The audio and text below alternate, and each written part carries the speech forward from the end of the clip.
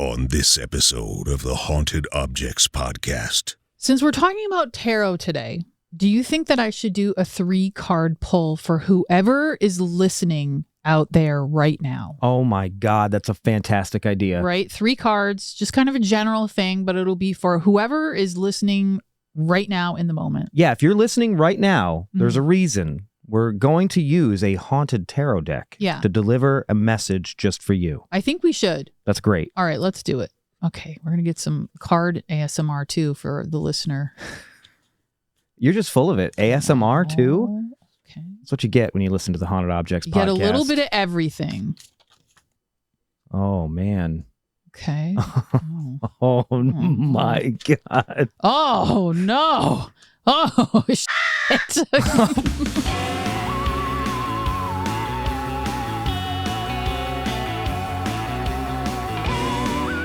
From deep inside the mysterious archives of the Newkirk Museum of the Paranormal, it's the Haunted Objects Podcast.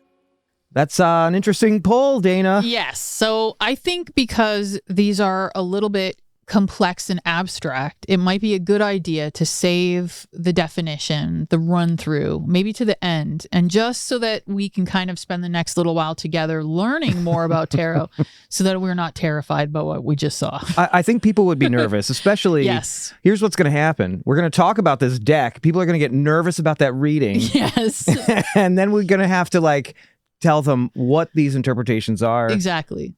And then they'll have the ability to understand what they're saying on a deeper level. Hopefully what happens is you've gathered some tools along the way and you have, something new to discern the cards with, right. Instead of the generalized ones, which is usually how people kind of perceive them. Yeah. So there's a lot going on there and it'll be fun to kind of break it down a little bit later on.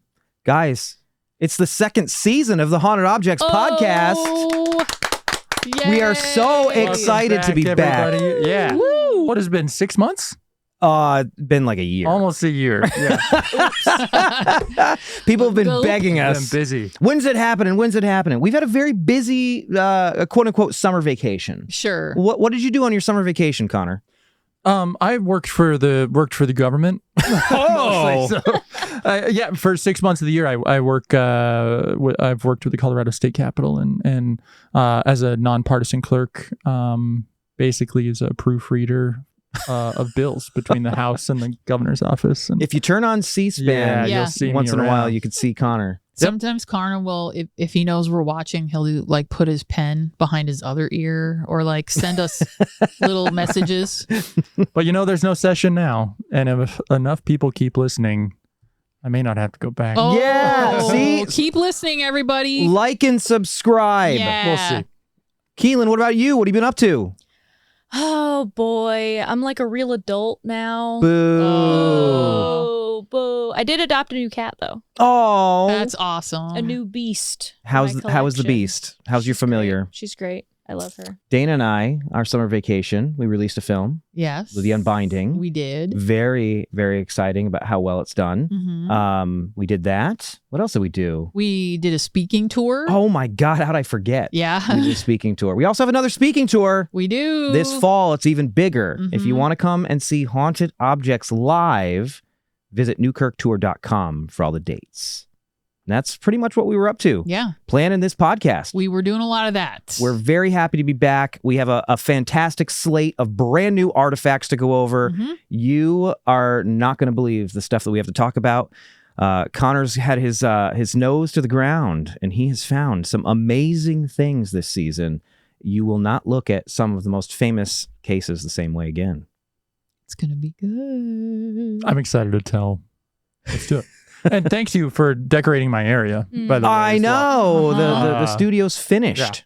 I think it looks great. It looks great. It's awesome. Keelin has a camera. That's true. Keelin has her own camera now, Keelin too. Cam. Hey, guys.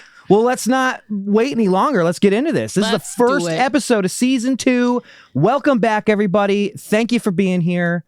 We're going to talk about tarot today. Dana, Mm-hmm. do you believe in free will? I do. You do? I do. Yeah? What about you guys? You believe in free will? Yes. Guided divinely. What's your answer? Oh. Man, I don't know. Well, all right. It's episode 1. Really laying it on thick That's a there good at the point, beginning. Keelin. I think Yeah. that we have possibilities. That's what I think. Oh, that's nice. I think that we can achieve anything that we can think up and dream up. And I Mhm. believe that we can decide on all kinds of options and decide to chase them. I think you're only limited by the type of thoughts that you're able to have. That's lovely. So I think the more possibilities that you can think of, I even said this in Hellier 2. I said, I feel like I'm constantly A/B testing reality. Hmm. But if you do that a lot, your possibilities open up. I think the more creative you are, the more possibilities you have. Nice. That's why divination is so fascinating, Hmm. because I feel like what divination does is it presents possibilities you would have never dreamed up before. What do you think about that? I think that's a really, really good way of thinking about it. And I think divination is kind of also an adventure into the unconscious mind, Ooh. an exploration of the unconscious, which is always very interesting and always yields interesting information. Yeah. I think it's a very fun place to go. You know, there's this idea that you're not supposed to buy your own tarot deck. You're supposed to Sure. steal it or have it given to you. I've never heard of the stealing one, but I think that's kind of interesting. Yeah. Yeah, I mean, it's kind of a common thing. A lot of people will send me questions and ask me about whether or not they can buy their own deck. And there's a lot of folklore around buying your own deck or having decks given to you. But I like to think that if a deck calls out to you and you feel a connection with it, you're totally fine buying it yourself. Well, we receive a lot of gifts. People donate a lot of stuff. We run a museum full of all kinds of strange things. Yeah. So we've received many tarot decks, but there's one that stands out. It's the one that we're going to talk about today because the former owner may still be with it. An old legend states that you should never purchase your own tarot cards for fear of bad luck. But while such tales are brushed off by all but the most superstitious fortune tellers, even a gift can come with a price you aren't prepared to pay. After receiving a beautiful Polloi tarot set as a gift, the cards quickly became a nightmare for the deck's new owner. In an attempt to cleanse any lingering energy from the set, the fledgling tarotmancer dipped her fingers into a vial of holy water, drawing the sign of the cross on each individual card. This, it turns out, was a bad idea. The same night, the woman and her boyfriend were overcome by horrific nightmares, awakening to smoke alarms blaring in the absence of fire, bedside lamps violently exploding, and pets vomiting uncontrollably.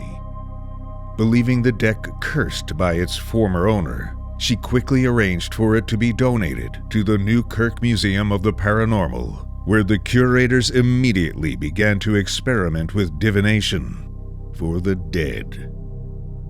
Despite their ominous aura, the cards proved to be remarkably accurate, almost if guided by the hands of an unseen force. But who is their discarnate guide? If you play your cards right, you just may learn that some bad fortunes are best left up to interpretation. Pretty spooky. I think it's wild, too, that this deck that we're talking about today has been in the collection since 2017. Not only that, but it became your working deck It did, for yeah. quite a while. Mhm. Until too many spooky things happened with Yeah. it and you retired it. Yeah, it's... We'll talk about that today. yes. But we need to tell everybody a little bit more about where this deck came from and why it is so strange.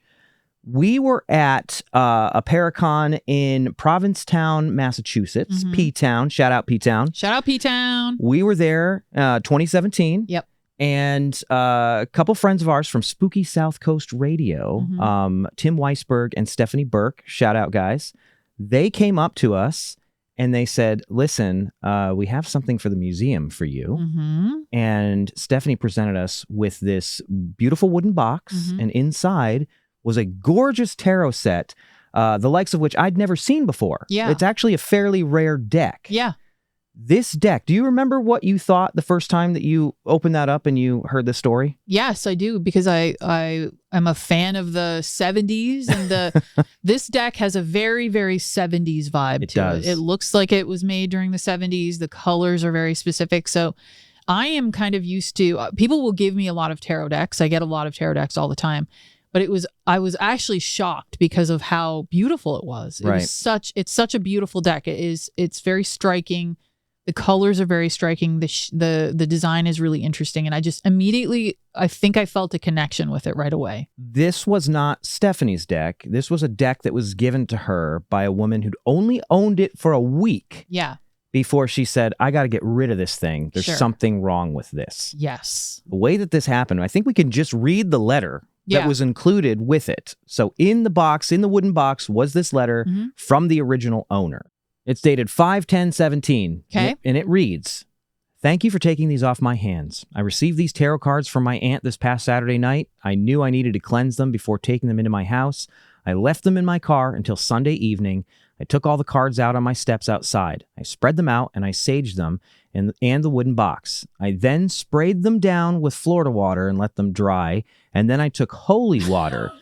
And I did. This is overkill, probably. It's like three different religious cultural practices. 3 different types of power washing on the same thing. It's like me when I get home from the airport. Yeah, exactly. It makes me think of that guy in The Mummy who has all of the different religious symbols that he's praying to. Yeah. We're laughing with you, who unnamed tarot deck owner. Yeah. And this is the thing that I thought was interesting is after all of that, she says, I took holy water and did the sign of the cross on every single card. I felt I took enough precautions. I'll say. Well, clearly not. My boyfriend told me Monday morning he kept having horrible dreams. He could not remember them, but he said he kept waking up from them. Also, all of our smoke alarms and all of our carbon monoxide detectors went off in the wee hours of Monday morning. There was no smoke, no carbon dioxide. They would not go off, so my boyfriend had to take them all down and remove the batteries to shut them up. I got home yesterday around 6 p.m. I jumped in the shower and I heard the detectors go off again, same as the other night. No explanation for it. At the same time, I run into my bedroom to throw something on, and my little lamp beside my bed, the bulb blew out. I didn't touch it. My dog threw up. My son had an unexplainable knot in his thigh. We had to take him to the hospital. We were afraid it might be a blood clot. My other dog refuses to come into the house for hours. We had to grab her and force her in. I had a really messed up dream last night. In my dream, I hurt someone who's very special to me that I love dearly and would never hurt this person or anyone else. So needless to say, I believe it's all from the cards. Everything was calm before the cards. After the cards, all hell broke loose. Interesting. That's some extreme stuff happening all around one particular period of time. Sure. All the hallmarks of a classic haunting story. Yes. We have here. Pets acting strangely. Kids. Electronics on the fritz. Yep. And weird dreams. Strange, terrible dreams. So, great candidate. Do you remember what happened the first time you held the cards? I remember feeling a tingling sensation coming from them. And I remember the first time I used them thinking that they were very accurate. So they seemed to be pretty specific and very clear and accurate in terms of just like a general pull. One of the things that ended up happening is because these things were so accurate, whenever you were doing card pulls on them, you kept commenting to me. I remember very clearly you saying like, there's something strange about these cards. Yeah. It feels like they're more accurate than the other cards that I'm using all the time. Yeah, they were very clear. They gave me a really distinct, there wasn't a lot kind of to beat around the bush. They were kind of, well, I was pulling a lot of the major Arcana cards. We'll talk about what that means in a second. But they were very clear, very concise and kind of to the point. So much so that they became your working deck. Yes. And you used these, I think probably the 2 times most famously were in Hellier. It was in Hellier in the tunnel. Yeah. In the tunnel, but also in the in that really terrifying hotel room. Yes. Motel probably is the better term for it. Yep. Stayed in a lot of those shooting Hellier. Yeah. And you pulled the devil card, very Multiple famously. times, People yeah. continue to talk about that card read. Mhm. It's funny because the further we go into Hellier, the more that we kind of recontextualize what that card means. Yes. But we were on a live television special, Haunted Salem Live Mhm. on Travel Channel numerous years ago. Yeah. Terrifying to do live TV. Oh my God, the worst thing ever. It's literally the worst thing ever. I immediately go, don't swear, don't swear, don't swear, don't swear. Don't. Right? That's all that's running through my head. And we'll maybe talk about that special in more depth at some point on this podcast because we do have a sigil that we created for it. Mhm. But you were asked to do a tarot reading Mhm. during a seance Yes. on that live special. And something continued to happen over and over. Yeah, I kept pulling the devil card over and over and over again. I can't even remember how many times altogether I pulled it, but I think it had to have been 5 or 6 times. I think Chip Coffey left his body. Yeah. I don't think a lot of viewers at home had a lot of things to say Mhm. about you using tarot cards. Sure. As they usually do. As they usually do. Uh-huh. But the devil card continued to come up. So, we've referred to this as a haunted tarot deck, but we also call it like the devil's deck because it continuously pulls the devil card. Yeah. Why do you think that might be? Well, the devil card is a great card when talking about the television industry, which I think is very funny. That's very true. It's a definitely connected to that. But I think when people see the devil card, it's something that can be alarming.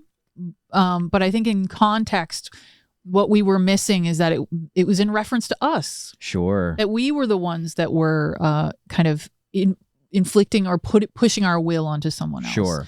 And I think with every time we pulled it, it became a little bit more clear and a little bit more obvious. And it just kept doing it until we were like, all right, we get it. We're the ones doing it. We get it. There is a sense with this deck that potentially the former owner, and we're not talking about the woman who sent it to us. We're talking about who owned it before that, because this is very obviously, like a secondhand deck. Yeah. Potentially third or fourth hand. It's been around since the 70s. Yes, the early 70s. There's a sense that potentially the former owner is with it, guiding readers' hands as they pull the cards. What do you think about that? That's exactly what I think. And I think that it's probably, this deck is old. It's been around for a long time. It's obviously very loved. Someone used it for many, many years, probably in their own practice and maybe for their friends and family, or maybe they did it professionally. Why did you decide to stop using this as your working deck? I think after we had done our investigation of the Proctor house, which we had been there a few times. And the final time It's in Salem. It's in Salem. And we were filming an episode of Kindred Spirits and coming back to the Proctor house and doing our final investigation. It just felt kind of like it was the right thing to do. And it's not an uncommon thing. I have decks that I've retired before. They just kind of feel like they're done. And I felt it in that moment that, at least in terms of using it for paranormal investigation, that it was done. It didn't want to do it anymore. And I understand that completely. So it has been sitting on a shelf since then, unused. Well, speaking of decks sitting on a shelf, if you're watching the video podcast, you'll see that there's a ton of decks here. This is a very small fraction of Dana's collection. You're often gifted tarot decks, so we have shelves full of them. Plus, we keep them for the museum as well. Yes, I have hundreds of them. A lot of them have been given to me. Some of them have been gifted to me by the creators, which is really lovely. But I've got a pretty massive collection at this point of a couple hundred tarot decks that are kind of from all over the place. Some of them are funny. Some of them are serious. Some of them are more, embedded in the esoterica. Some of them are more simplified. But they're all really special, and they're all something that artists have put so much love into that I kind of love every single one of them. What do you think, aside from the obvious, sets the haunted deck apart from the other ones you've worked with? I think this deck has the juice, as they say. Yeah. It's got a vibe.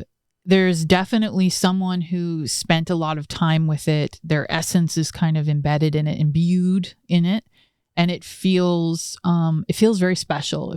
So I want to stress, it's a very special thing that you actually did a 3-card pull with this thing, because it's the first one you've done with this deck since that day, since that night. So a very big deal. So listener, make sure you stick around to the end to find out what your read is, because there's a very good chance that you'll never do another reading with this deck. Probably not.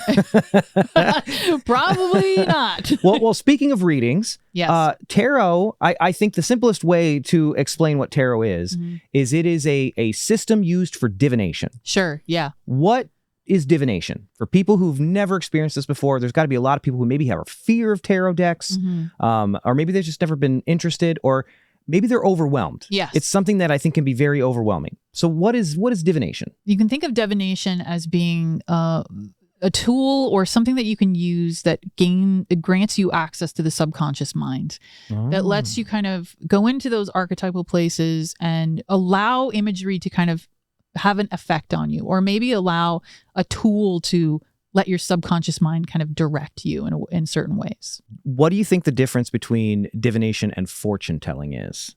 I think that divination is something that you can think about as being sort of a personal practice. So maybe something that you do by yourself. Maybe you have a tarot deck that you love, or some other kind of tool. A pendulum is a really great tool for divination. And it's something that you can utilize on your own, maybe for your spiritual practice, or maybe just for your life in general. But it's the act of kind of tapping into those archetypes and into the subconscious mind, and letting yourself kind of get caught up in it, and imagining how the information that you're getting from them might affect you or your life.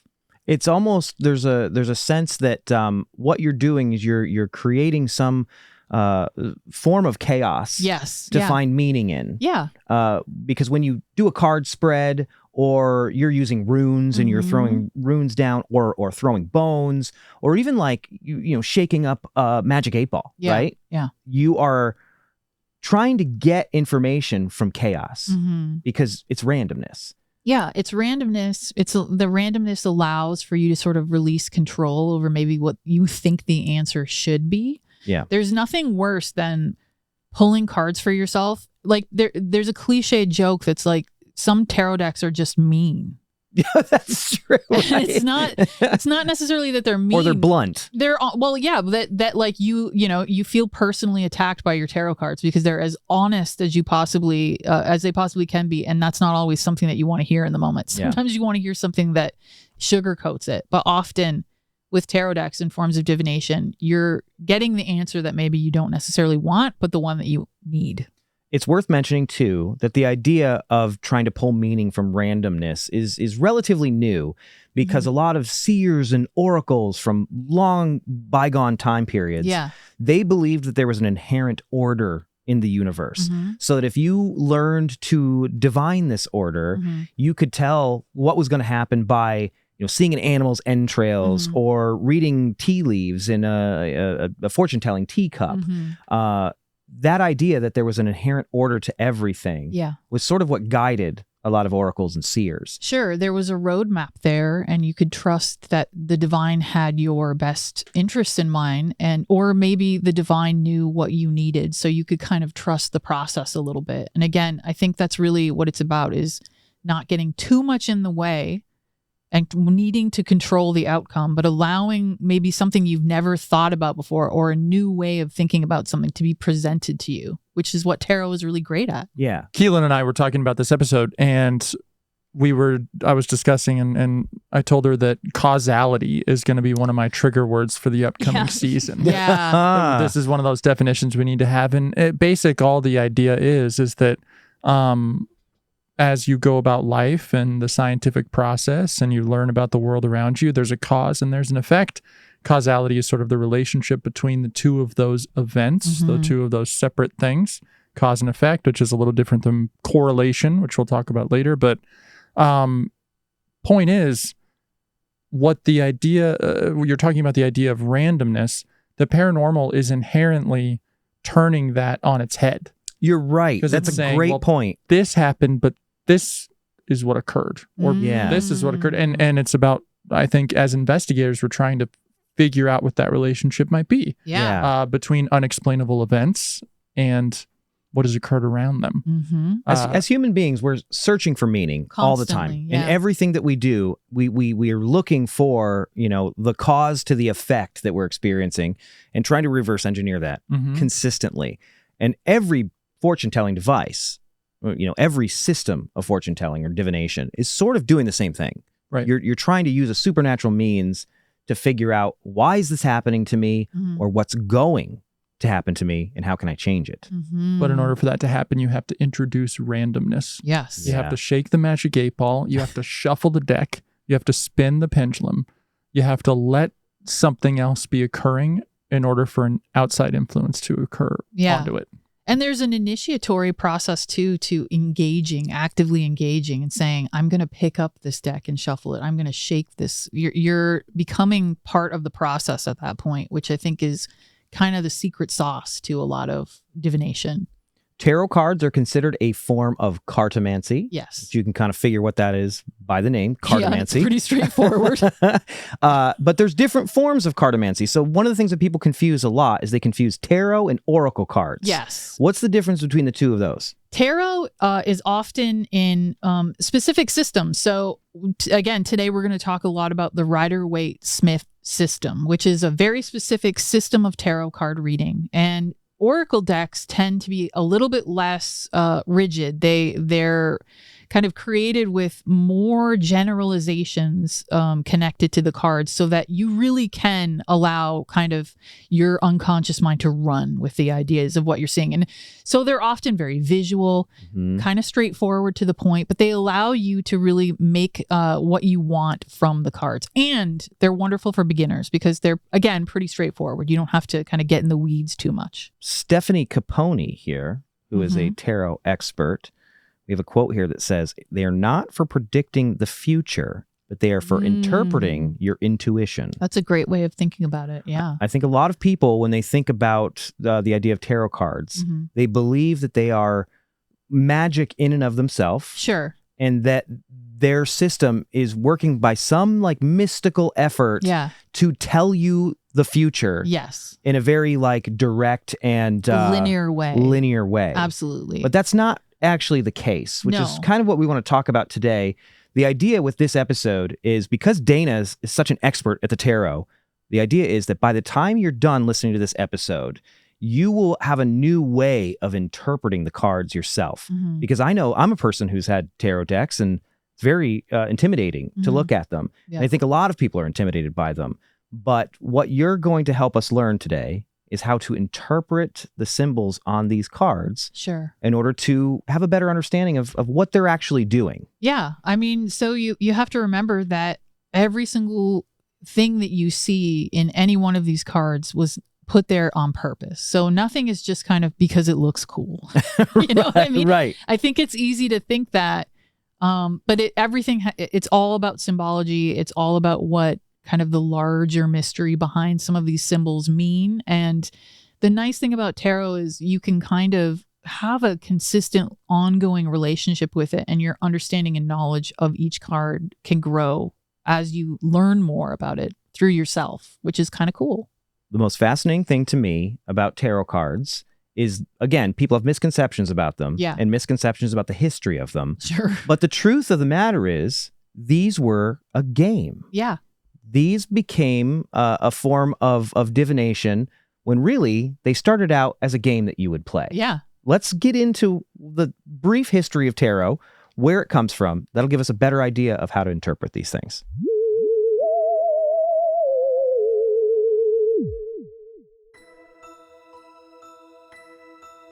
When the paranormal lurks in every shadow, and each mysterious artifact hides a ghostly tale, one show dares to uncover the truth. The Haunted Objects Podcast. Now you can wear the mystery. Introducing the official Haunted Objects merchandise. Hats, shirts, pins, and more. All designed by independent artists, manufactured by small businesses, and carrying the undeniable essence of the unexplained.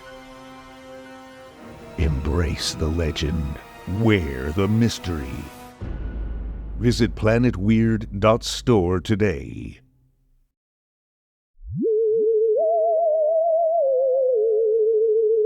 We have tasked our fantastic researcher, Keelin, with telling us about the history of tarot cards, where they came from, and what sort of games developed these. What did you find out, Keelin? For the history of tarot, we got to go pretty far back into the 1300s. Dang. It started off with these cards called Mamluk cards. Mamluk cards. Which, Connor, I think you said they could be like the first playing cards. I think they're the very first cards ever. Like ever? Because there weren't like printers back then. So only, the very wealthy or people who really wanted to have these that would literally, it would be individual art on pieces of parchment. Wow. Yeah. So we have these Mamluk cards, and they were brought into Western Europe from Turkey around like the late 1300s. They're quite familiar, honestly. Like they have very similar suits to what we would recognize. So they have coins, cups, swords, and polo sticks as their Oh, no suits. kidding. And they also have the king, lieutenant, and the second lieutenant as well. I mean, already from the very beginning, this sounds very much like the tarot suits that we know now. Yes. Like coins or pentacles. You've got the polo sticks. Those are probably wands. Swords, obviously, cups. Yeah. These cards, we'll have them on screen if you're watching the video. They're beautiful. They are so beautiful. And you Yeah. can immediately see the symbolism in these Yeah. cards from like the 1300s. So also with these cards, you can see sort of on this blue part here, they have almost like proverbs written on them. Oh, yeah. I see it. So we have, these are some of the translations. With the sword of happiness, I shall redeem a beloved who will afterwards take my life. Oh, wow. So Wow. already you almost have this fortune-telling aspect Right. to them. We're like associating something like this card means this. Yeah. Looking at them That's cool. on screen right now, if you're listening to the audio podcast, just to give you an idea of what these look like, they are rich blues and reds and golds, and they're very ornate. They almost look like a Turkish rug. Yeah. They're Like beautiful. They're like a tapestry almost. Yeah, and then there's some writing, some text on the bottom that, like you said, what's this one? This one says, "O thou who hast possessions, remain happy, and thou shalt have a pleasant life." Oh, so gratitude. Yeah, shows gratitude for what you have. Yeah, gratitude makes more happiness happen for you. This one is my favorite. Look how wonderful my game is and how my dress extraordinarily beautiful. Yeah.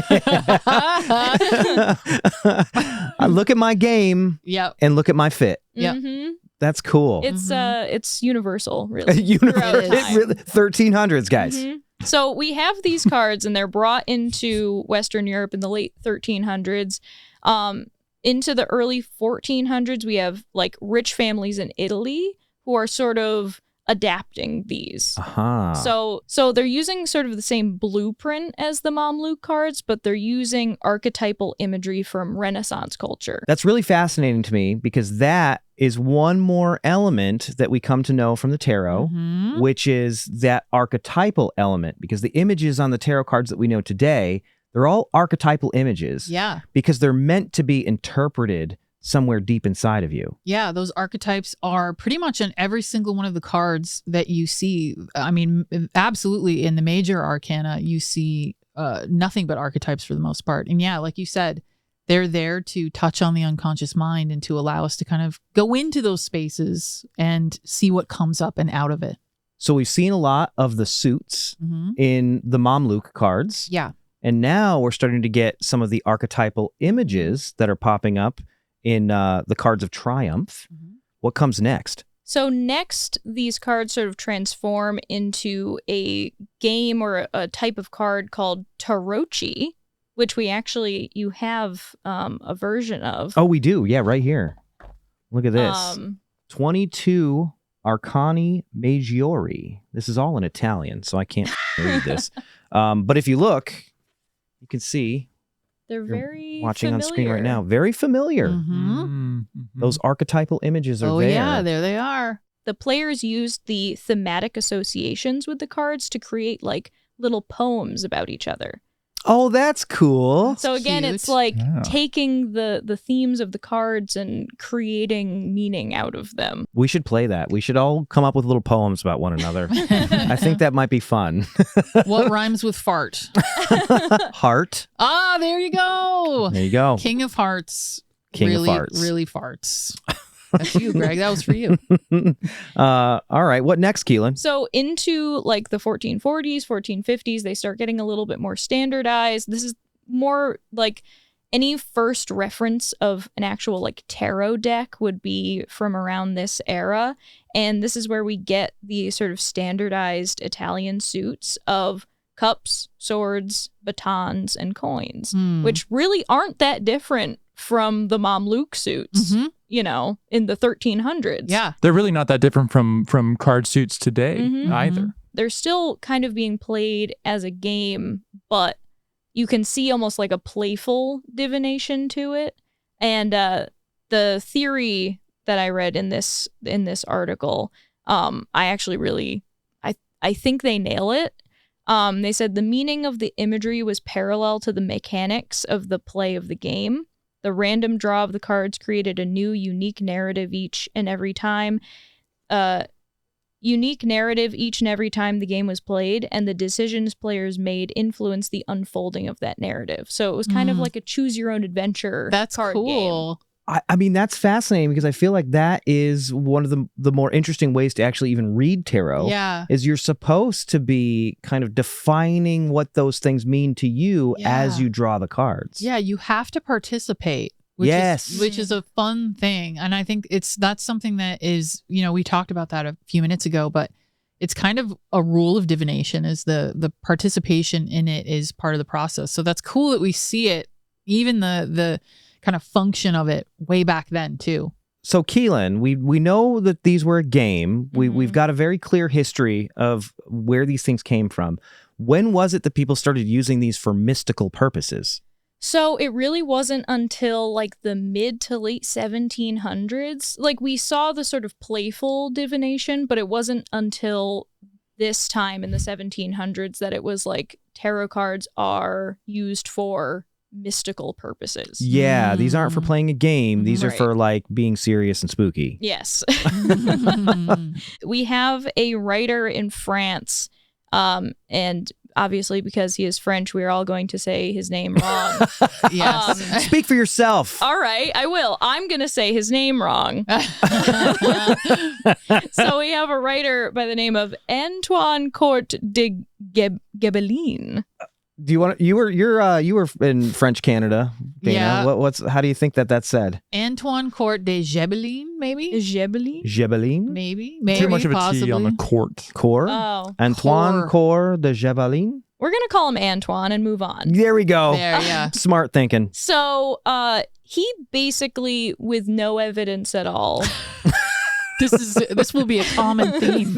Yes. It isn't a lot of stuff that we look at. Yeah. It's true. I mean, it's the paranormal.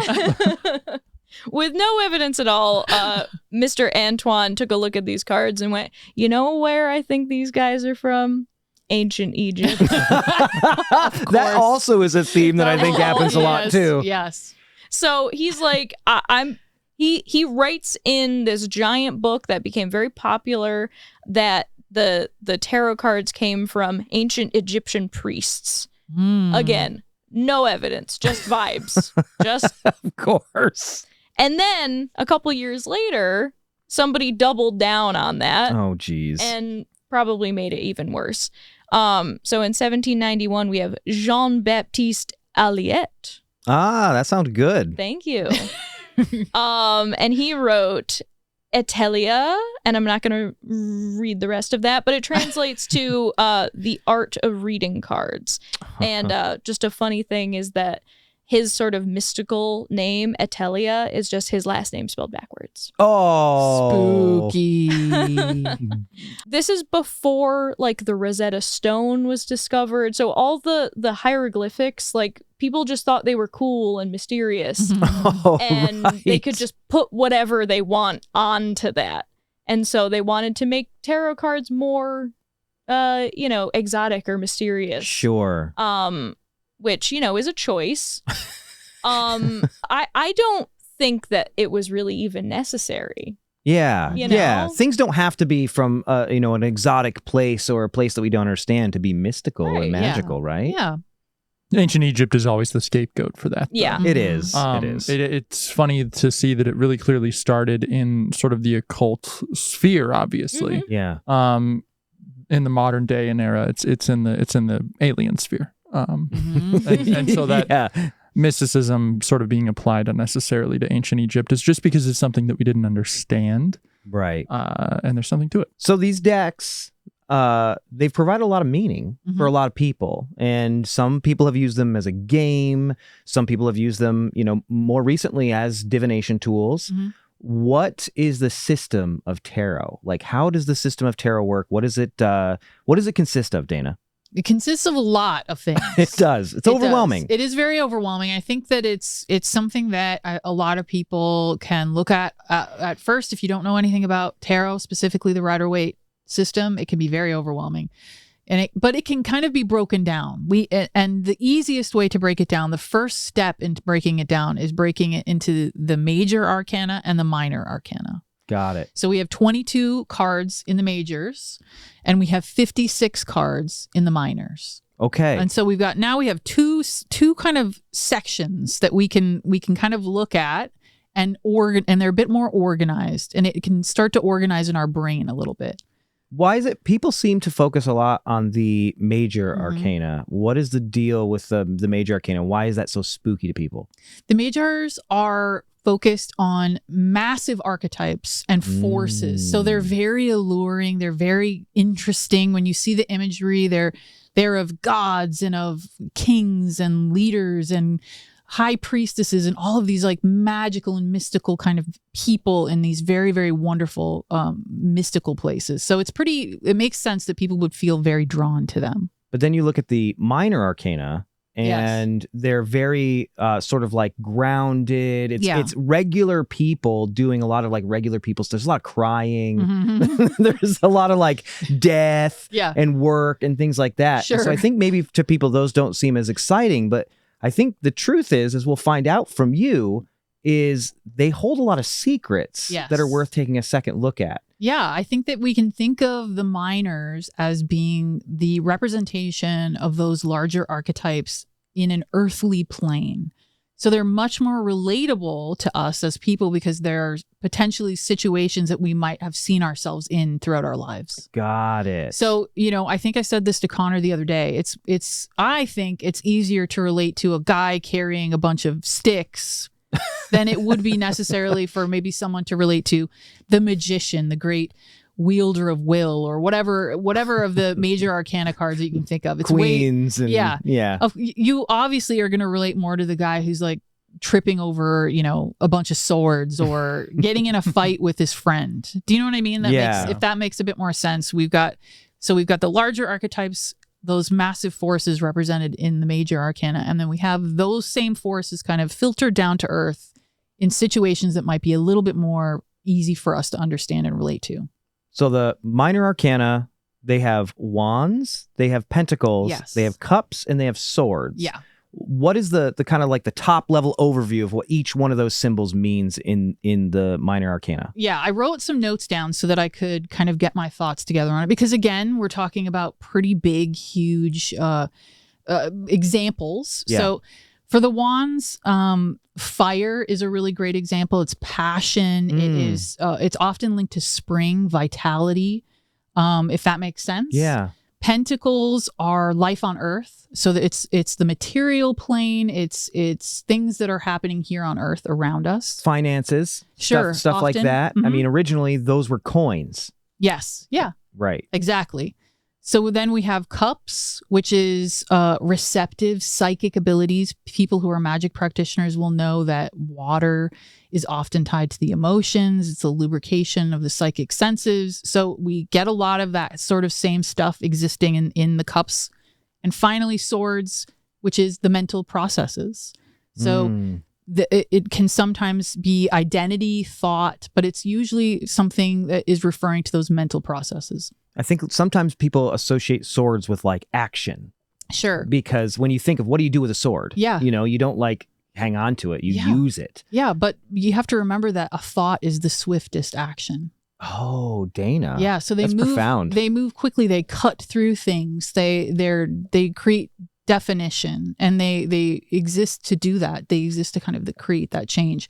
So the swords are there. They take the seat of mental clarity, thought, identity, and those types of things. That's fascinating. I've never thought of them that way. Yeah, they move swiftly, like Yeah. thoughts move very swiftly through the air. Oh, that's cool, Dana. Yeah, there's so much symbology. You can just keep going further and further down the rabbit I'm hole. glad you're smarter than I am. Well, I'm not necessarily One of us smarter. needs to be. So then what about things like the page and the knights and queens and things like that? So yeah, each one of those suits really breaks down. We break down from the ace to the tens, and then we have pages, knights, queens, and kings. And the aces to the tens, we see a lot of people doing things. We see a lot of things happening, people going through experiences, things happening to them in their lives. And then you have these kind of larger representations in the court cards. And so you've got the pages, you've got the knights. The pages can also be sometimes called princesses, depending on the decks. Oh, interesting. But you've kind of got them broken down into those two sections then also. It's what we would think of as like kings, queens, and jacks, Oh, Kind yeah, of, yeah. sure. Yes, but yeah. a little bit different. Okay. Mm-hmm. There are people who do use regular playing cards Yeah. to tell fortunes and to perform divination. Very skilled tarot readers can use pretty much any deck that you hand them. Yeah. They don't even need the imagery. It's already kind of all in unconscious mind, and they just let it kind of flow. So they can that's use any kind of fascinating. decks. The other cool thing that I think, particularly about the Rider-Waite-Smith system is, there's archetypal symbology in all the images that are on every single one of the cards. Yeah. But you can also use the numbers of the cards Yeah. to imply even more meaning Yeah. if you want to use like numerology. For many people, that's the most important part of the cards. Wow. Especially if there's someone who is more inclined to numerology and understanding the patterns in numbers, that can be very important. So I have more notes. Let me go to my notes. But so the aces in the decks often represent the overall kind of force of each one of the suits. So in each one of those ace cards, you'll see a hand, and it's often thought of as being the hand of God, Ooh. right? And as we work our way through each one of those and further down, we go from the heavens to earth. So we continue kind of moving down into materiality. So 2 is often thought of as a duplication, harmony, makes sense. The second one, we see duplication happening. So duplication and harmony tend to be the overall archetypes connected with the 2s in the tarot, in the Rider-Waite. And as you kind of continue going, 3s, stability, because now we have a shape, Oh, right? We have a triangle. And some people will even say that it's actually the first numbered kind of card. Wait. Would you call it a pyramid? Yes. I think we're getting there. I think I'm seeing where these Yes. guys came up with these ideas. Okay. What do you think 4 would be then? In going in the same kind of direction. If 3s are about stability, we have that kind of stability represented. We move into 4s. I mean, 4 just seems more stable to me than. Yeah, that's solid, stable. Oh, is that true? Yes, we create another shape then, but it's an even more kind of solid shape. So you can kind of see that the explanations then. Here's the system at work, right? Once we learn the system. Are you telling me that I'm already intuiting things from this? You're doing it already. So yeah, we have solid. Yeah. We move into more solid kind of spaces in the 4s. The 5s are often represented by strife, struggle. But sometimes, I think people are really afraid of the 5s. They're kind of terrifying for a lot of people, but it's really earned. So it's sort of it's strife, but it puts us in the game so that we have the ability to sort of learn from our mistakes. So we can kind of continue on with that learned wisdom. So they're not necessarily terrifying, even though the situations are often not fun to go through. Mm-hmm. We leave them with some knowledge, with some wisdom. So then we move further into the 6s, and the 6s are often associated with success. We see that success. They're sort of the highest pinnacle of like materiality. And then 7 to 10, everything starts to get a little bit unstable. It's like a house of cards. Because we're coming down. And so the cards are a little bit harder to interpret. They become a little bit more unstable. We're starting to come really close to the earth at this point, right? Into materiality. So 7 is the nature of desire. So how desire affects us in positive and negative ways, the nature of it for us as people is often represented by the 7s. 8, impulsiveness, quickness. 9 is thought of as sort of the culmination of the suit itself. Okay. So it often kind of is sort of a really great bow on the suit. Okay. And then finally the 10s, which I think are some of the most interesting ones. The 10s reflect that perfection back up to the aces. So is the 9 basically like the completion of some kind of a journey? Is that the idea? The completion of the journey, and all of the elements are kind of at work. Got it. Do you know what I mean? Right. You see them all. You see all aspects of those elements at work in a lot of those cards. And then by the time we get to the 10s, we've sort of reached the point where that image that we've created then can be reflected back up to the heavens. So back up really to the cool. ace. So it reflects it directly back up.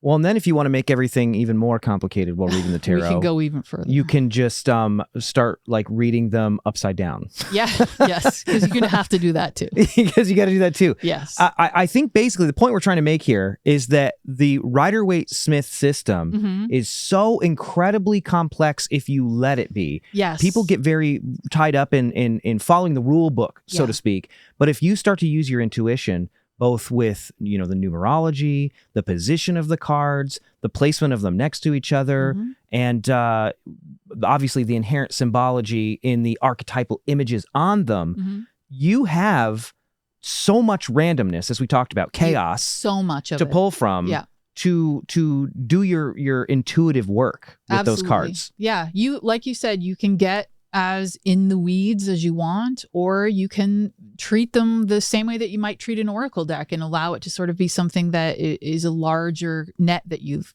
cast, sort of. If you're out there right now and you are looking at your tarot deck, we can assume that you probably have the Rider-Waite deck. You're looking at it and you're wondering, why do they keep saying Rider-Waite-Smith? That's something that we keep saying, and we're very careful, cautious to say, Yeah. because someone was left out of the creation of the most popular tarot deck ever Yeah. until very recently, when people have started giving them their due. That's the artist, Pamela Coleman Smith.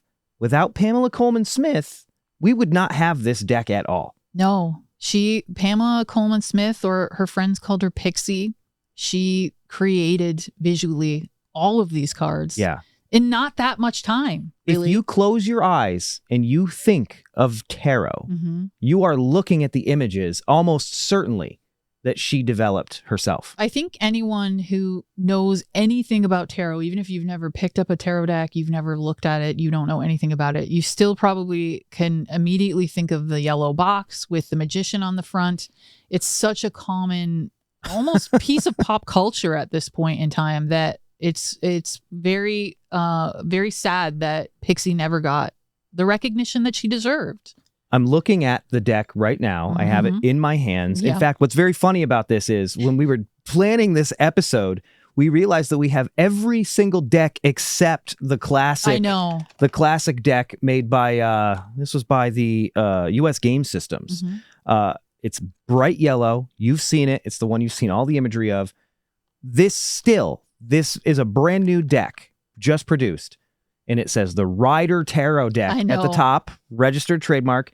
And then the bottom says the original and only authorized Rider-Waite Tarot. Yeah. So it's still, even today, they're still not putting her name in it. Yep.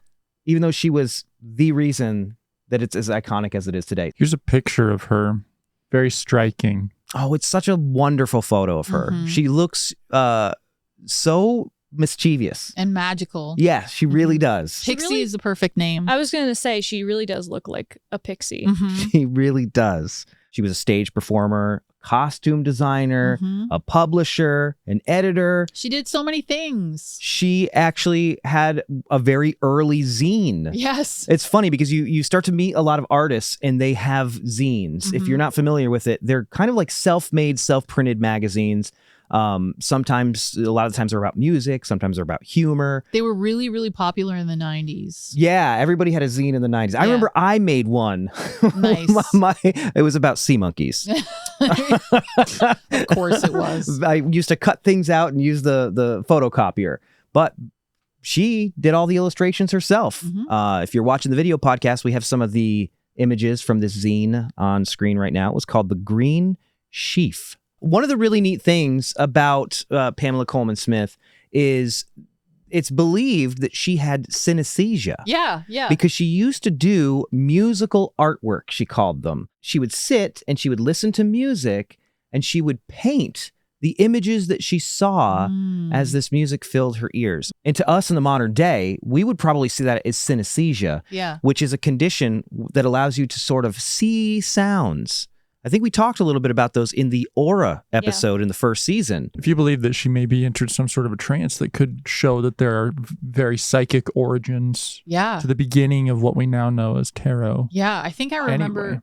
I remember her saying at one point or something like the images or the art that she created via synesthesia, she didn't really think too much about it. It just sort of happened. You know what's kind of crazy is her age, like the era she lived in, I think is an odd reminder because tarot seems so ancient. It does. It seems far away. Mysterious. And she was like, you know, like all of our great grandpas were around. Yeah, true. It was not that long ago. Yeah.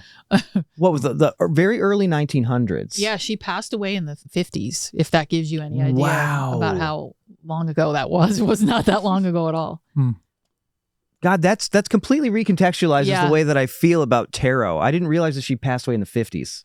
I think it was like 51. Man, that's cool. So a lot more recent than most people would lead you to believe. Yeah, absolutely. She was known to sit in a scene and just start to scribble the things that and draw the things that she was seeing and experiencing, really without much knowledge of what she was doing, which to us today, that sounds like automatic writing. Yeah. That sounds like a trance state. And she would have these drawings and she would bring them out and then go, I don't really remember drawing that. I don't know what that is. Sounds like a trance state. That's cool. Pretty neat. There's a quote here that says, she feels quite detached from these drawings and is immensely interested in them. There it is. Viewing them as an outsider who has never seen them before. Wow. You know what that makes me think of? You doing the Estes method. Oh, yeah. I didn't even think about that. Because when you do it, you only get one side of the conversation. Yeah. It's usually gone very quickly after you've done it. I don't have any context for what's going on, so it's hard for me to remember anything because I don't know what's happening around me in terms of like what questions are being asked. So I'm like just sort of lost in the middle of all that. It's always fun to see you watch one of your Estes method sessions. It's horrifying. Because you get to experience it for the first time. Yeah. And you're often kind of freaked out. I hate it. by Not a what fan. you see. It's creepy. We're going on the road. Woo woo! Our all-new Haunted Objects live tour is haunting 30 cities across the country, and we aren't just sharing never-before-seen evidence from our spookiest case files. We're asking you for your help in our craziest paranormal experiment yet. Come and learn why the infamous Dybbuk box is scarier than the demon it's rumored to imprison. Tag along with us as we reveal how we broke the curse of the Catskills crone. And learn the shocking truth about ghosts with an experiment that you'll never forget. Plus, VIP ticket holders get a very special induction into our very real and very serious secret society. The Sacred Order of the Haunted Object. All this and more surprises await you when Haunted Objects Live comes to your town. But don't wait too long, because tickets are already starting to sell out, and we're not taking this show on the road again. Visit newkirktour.com for tickets and dates, and we'll see you on... You gotta wait for me. You came in like half a second. And we'll see you on the road.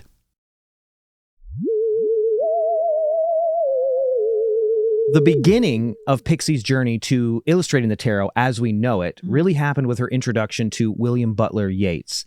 Yeats was a famous Irish poet and occultist, and she illustrated the illustrated verses of William Butler Yeats, and then he ended up introducing her to the Hermetic Order of the Golden Dawn, which she joined in 1901. And really, as they say, the rest is history. It is kind of a place that a lot of interesting characters seem to gravitate towards. It's true. Some names that you might recognize that we'll talk about in a minute. The big AC, for instance, we'll talk about in a minute. But it so founded in 1888 in England by Freemasons. The interesting thing about it is it did break tradition because it allowed both men and women to good join, for them. which was great. And it was sort of this place for cool people, artists, people, Had a very poets, artsy vibe back in the day. bohemian people that were Right. like really into that kind of stuff, which makes sense. So founded by Samuel Mathews, it's based on old Masonic manuscripts and some Rosicrucian rituals. People are learning things about the Kabbalah. They're learning alchemy, all of those kind of Western mysteries, astrology, tarot, all that good stuff. That's cool. What do you think the modern day equivalent is to that group? I don't know.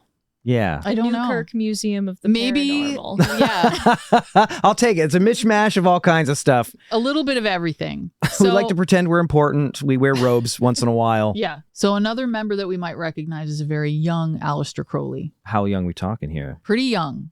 He becomes a member of the group eventually, unsurprisingly, causes drama and leaves.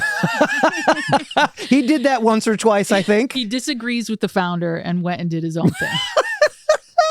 We can all relate, can't we? Yes. So we have Aleister Crowley, We have Aleister Crowley. we have Pixie, Yep. and there's another character involved, as we've sort of talked a little bit about already, A.E. Waite, Aha. who is another member of the Golden Dawn. The very funny thing about this is, almost ironically, this guy that she meets, Waite, Mhm. he ends up creating, even though he does not really believe in magic. He actually says here he called magical books magical trash. Oh, A lot of these conjuration rituals he thought were magical trash. That asshole. He said that. he said He that. said that. He ironically ends up creating the largest compilation of conjuration rituals ever published in the English language. Yes. Because he was trying to show that they were absurd, but instead, like, it becomes a handbook for people who want to practice conjuration. Well, he and Crowley were kind of frenemies. Frenemies. And my favorite thing ever is that Crowley, I think, somewhere was quoted as calling him dead weight. No. It's just so good. Oh, if that's true, that is hilarious. It's wonderful. Gosh, that's very funny. Well, if that name is familiar, it's because it's one that is still prominently on the Rider-Waite-Smith deck, even if Smith is omitted. The other name on the tarot deck, so you've got Smith, which is omitted quite often. You have Waite, which is almost always there. On this deck, it only says the Rider tarot deck. No. This is the thing that makes the least sense to me. Everybody got cut out. Guess who this is? The printer.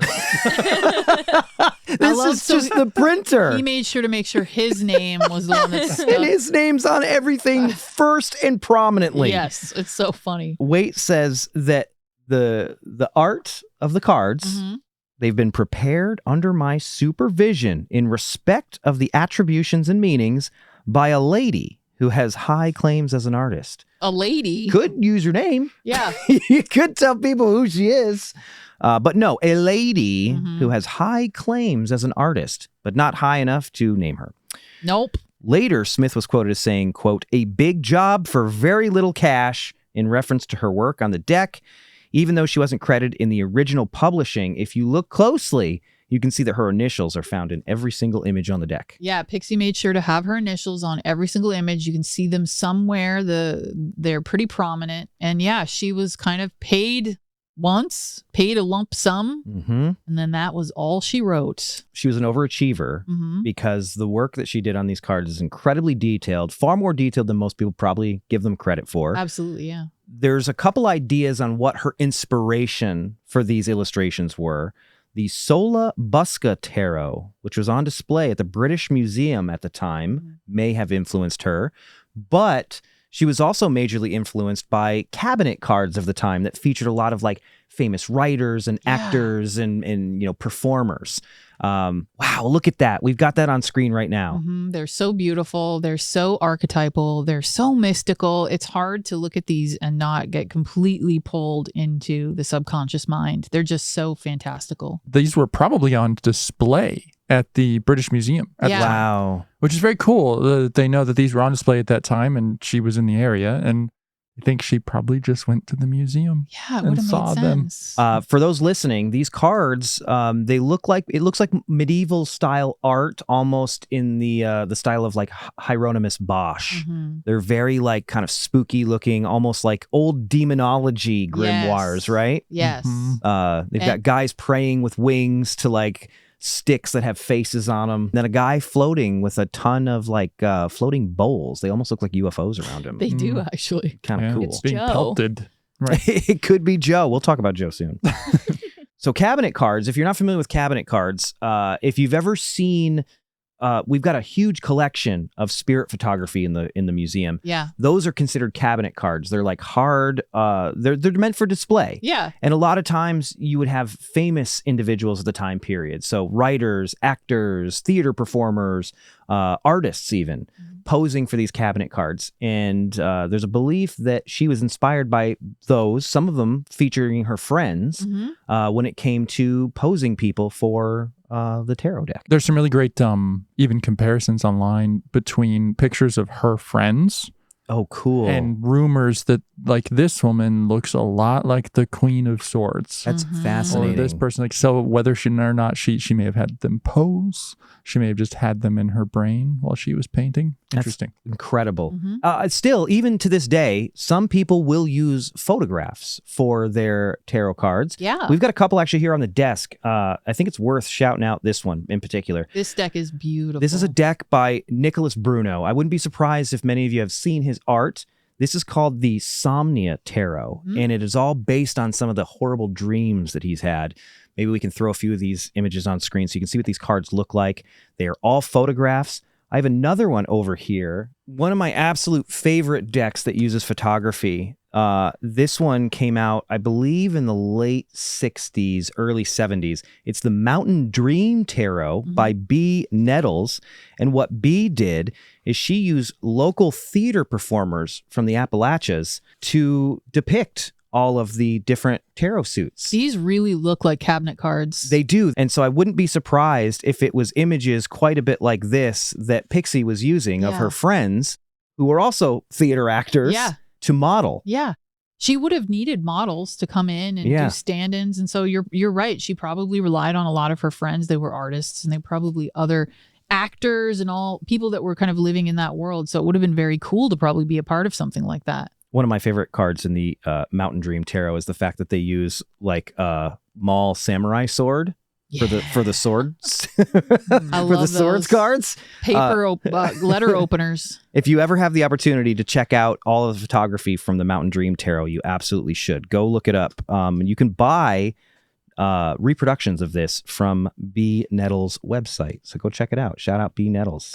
In 1910, A.E. Waite released The Key to the Tarot, where he basically mansplains his motivations behind the deck to the entire occult community in a very convoluted way. He did not believe that tarot was a form of fortune telling that was meant for the lay person. Yeah, he probably was someone who believed that it was for the initiated, not the uninitiated. So he would likely have been kind of probably grumpy about people who maybe didn't necessarily have that mystery tradition information embedded in their minds, using his tools for something that maybe he didn't agree that they should be used for. Gatekeeper, for so sure. When he wrote the manual for the deck, he kept it very inside baseball. Yes. He didn't want people like outside of the Golden Dawn, outside of certain mystical traditions, Sure. to know how to read tarot. Yeah, and that's not an uncommon thing. You see it quite a bit. And it just goes back to the conversation about, believing that the initiated versus the uninitiated and how they might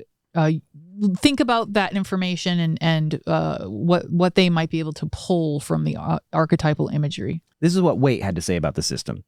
The tarot embodies symbolical presentations of universal ideas behind which lie all the implicits of the human mind, and it is in this sense that they contain secret doctrine, which is the realization by the few of truths embedded in the consciousness of all, though they have not passed into express recognition by ordinary men. Yeah, so it's the idea that this archetypal imagery already lives in the unconscious mind. And when we expose our conscious mind to images that kind of lead us into some of those places, we can have access to to that via the unconscious mind. So he might have been a dick, but he wasn't necessarily wrong. He wasn't necessarily wrong. I think a lot of people, we mentioned this earlier, they focus on following the instructions to a T, and they don't do a whole lot of actual interpretation of the cards, which is what he intended these for.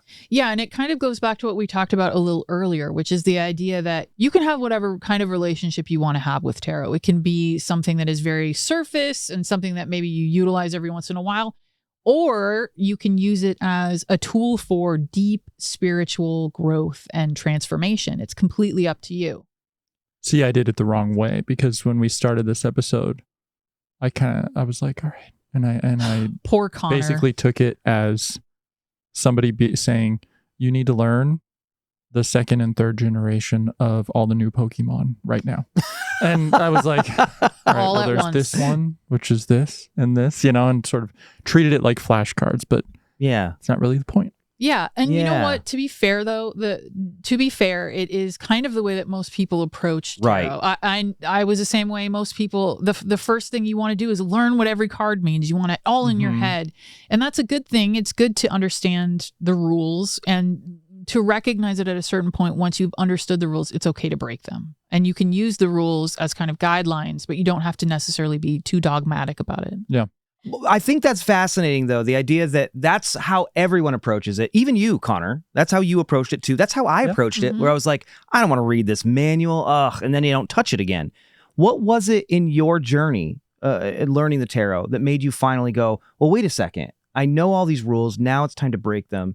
Now I need to learn my own interpretations of these things. So tarot has been something that I've always loved, and it has always been somewhere in my life as a tool that I've used. But honestly, the reality of the situation is it's Hellier that was what initiated me into deeper understanding of the tarot and the occult in general. Wow. And so I've been a student of esoterica, I would say, since Hellier began, maybe more so over the past 2 years. It has given me a new appreciation for these tools, specifically the Rider-Waite-Smith deck, because I now kind of have a better understanding of the overall archetypes. But it's really because of Hellier. We're making a lot of fun of Arthur Edward Waite, but what you're saying here is actually starting to make sense with what he's trying to tell people, which is you should be initiated before you really start to understand what these cards mean. There's a way to understand that concept that doesn't have to be shitty. Do you know what I mean? There usually is. It's hard, I think, a lot because occultists are very protective over their information, and that's understandable. And it's not even just their own fault. It's also something that's talked quite a bit about, that to lead people into uninitiated information can be very dangerous for people. It can be detrimental to the psyche in a lot of ways. I think you're right, but I also think we in particular, a big part of the reason why is Hellier. We are big fans of the idea of self-initiation. Yes. Where you don't have to just be initiated by someone else. Someone else doesn't have to necessarily pull you into the dark dungeon and give you all of the secrets and, whatever. You can learn those things on your own. Yeah. And a big part of doing that is actually taking some time to look at the tarot and to start to interpret it. Maybe this podcast will help some people go out and do that themselves. Yeah. To just spread them out and look at them and go, what is this saying to me? What part of my psyche is this tweaking? What resonates with me? And that's okay if it's different than what the rule book says. You will always have a deeper connection with the tarot when you have your own life experiences to connect to the cards in ways that make sense. So you will likely have experiences that you've gone through, mental states that you've been in that are over time woven into the cards so that they do take on deeper meanings, more personal meanings for you personally. And that's part of the process. Is it doesn't happen overnight, and we often want it to happen overnight. But you have to spend a long time with these archetypes. You have to let them work upon you. You have to let them become part of your psyche, because you recognize that really they don't exist outside of you. They exist within you, because that's what we are. We all relate to them on an unconscious and conscious level. So allowing yourself the time to really become interwoven with them is an integral part of tarot, but it's not the only way to use tarot cards. Before we take a look at the cards, and see what maybe you have to say about them. You've been reading cards for a long time now. Yeah. Before we take a look at it, there is a critique A lot of like occult bros love a critique. Where are they? They love, there's a certain critique of the Rider-Waite deck, which is that it is almost like training wheels. Yeah, oh God. Which I think is terrible would that be for people learning? But I think it's funny because I think that it sounds silly because there's so much to pull from them that you really do have to spend time with them and understand them. Yeah. Why would they say that they have training wheels? Each one of the cards is really saturated with a lot of symbolism that is connected to a lot of the Western mystery traditions. Got it. So you find a lot of references to the Kabbalah. You find a lot of references to things that makes sense at the end of the day, that really there would be a lot of, mysteries baked in that you can glean information from and maybe find new avenues of interest. But if you're someone who already knows a lot of that stuff, it probably could seem as if they have training wheels to them. Sounds very gatekeepy. It is. I mean, we're talking about occult bros, though. Fair enough. So that's kind of the wheelhouse, right? All right, let's take a look. I'm going to get murdered in this episode. Every time you end up talking about tarot, somebody gets mad. That's the thing. The thing about tarot is it's a very personal practice, and it is a practice that is intrinsically connected to esoterica and the occult. So people are very touchy about it. I mean, when people saw me using tarot cards in Hellier, they either called us evil, which is hilarious because it doesn't make any sense. Right. Or they were, disagreeing with me about my interpretations of certain cards. Yeah, that was common. And so the thing is, that's just going to come up no matter what you do. It's a huge subject matter, lots of different opinions, lots of different systems and ways of practicing and recognizing tarot. And so you're going to get people who disagree with you. It just happens. It comes with the territory. Well, let's give our listeners an opportunity to disagree with you right now. Oh, God. And let's take a look at some of these cards and see how simple it is when you know what you're looking for to read them. Yeah. So the idea is that A.E. Waite really focuses on the majors. We've got, again, as we talked about, those bigger archetypal kind of forces. And Pixie focuses on the minors. So you get a lot of that humanity. You get a lot of her kind of baked into it. So basically, because he was an occult bro, yeah, it was the major arcana that he was concerned with because those were a little more mystical. Absolutely, yeah. And I think the thing is that when you're looking at the minors, you see the same mysteries, you see the same forces, but you see them as represented by us. Oh, and Pixie being an artist, she was street level. Yeah, and she was sort of the perfect person to do them. Someone with a little background in esoterica. She was a member of the Hermetic Order of the Golden Dawn. Yeah. But she also isn't necessarily too in the weeds. So the minors are for the people. The minors are for humanity. The minors are for the people. One of the games that we like to play with Dana sometimes is if we are looking at a tarot deck, we'll just throw a card down and be like, Dana, what do you think about this card? You want to play that game? Yeah. We did a little bit of it. No pressure or anything. No, oh my God. We're going to put Dana on the spot. We've done this. We did this the other night and it was fun. We did it for like 30 minutes where we're just like doing research on this episode and we'll throw a card up on the screen and Dana will be like, well, this is what this one means to me. It was fun. That'd be fun. It was like talking to a baseball savant. Yeah. It kind of was. We all have our specific interests. One of Dana's is reading tarot. Yeah. So why don't you kick us off, Keelin? Why don't you give us a card? Alrighty. We've got, if you're watching the video podcast, we have some on screen right now. This is actually the Rider-Waite-Smith.com website. And you can see what all the cards are in. It's their original drawings, yeah? Their original drawings. As we'll discuss soon, they changed a lot over the years. Let's go with the Four of Wands, perhaps. That's a good one. Oh, okay. So this is going to be a good one because instead we're going to talk about it in its reverse polarity. So we're going to talk about it in its reverse position. Okay. So where the reverse position, often we haven't kind of mentioned this, and we can just sort of touch on it a little bit here for a minute. But I and many tarot practitioners will incorporate the reversed cards. Some people don't. It's up to you. But in its reversed position, it often talks about the energy of the card being blocked. So when you see a card in a reading and it's upright, you know that you're working on that. You know that that's something that's currently at work in your life or will be at work in your life. Okay. When it's reversed, it's often kind of blocked. It's not coming in the right way. So when this card, which is a card of celebration, as you can see. We should describe this for our audio Please, listeners. yes. What we're looking at is we're looking at the Four of Wands. And what you can see is you can see 4 poles. Mhm. There's what looks like some a garland hanging from the top of them. And then Yeah. out in the distance, you see 2 people in a green robe and a red robe. And they look like they're holding bushels of some kind of a plant Mhm. above them. And there's a castle in the background Yes. with a red spire. It's pretty obvious what's going on in this card. Everybody's happy. They're celebrating. We have this garland hanging between the 4 wands. But when we look at it in its reverse position, something very interesting happens. So you're going to have to imagine this card upside down. This celebratory bow or the celebratory flowers become a hurdle. Oh, interesting. Something you have to get to. So you have, that's a really great example of how even when the cards are reversed, you still have this influence. You still have this symbolic secrets kind of baked into it. Oh, that's so cool. All right, Isn't let's that do another cool? one. Another one. Dana, really another cool. one. Let's just do 5 of wands. Let's just go to the next one. This one looks 5 of it looks wands. exciting. Yeah, it does.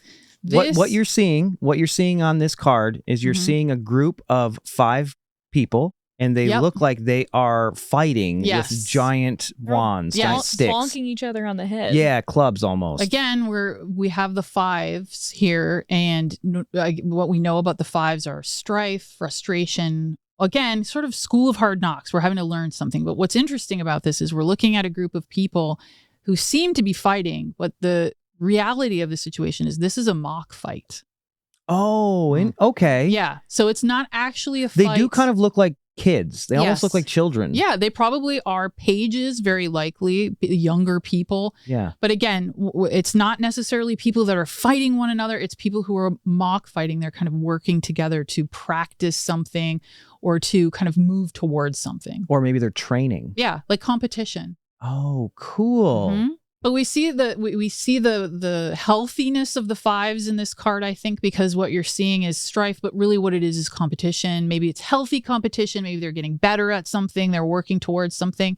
And so it's a great example of that. What would the reverse of that card be? It could be that there are that healthy competition is actually inverted. So it's not necessarily healthy. It's not really helping. It's not pushing for the benefit of everyone. It isn't kind of in a good spirited way. Maybe it's out of spite. It's out of spite. Not in good pettiness, faith. jealousy. Yeah. Sure. Okay.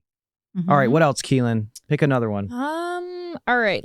How about this one's pretty gnarly. This is the 10 of swords. Yes.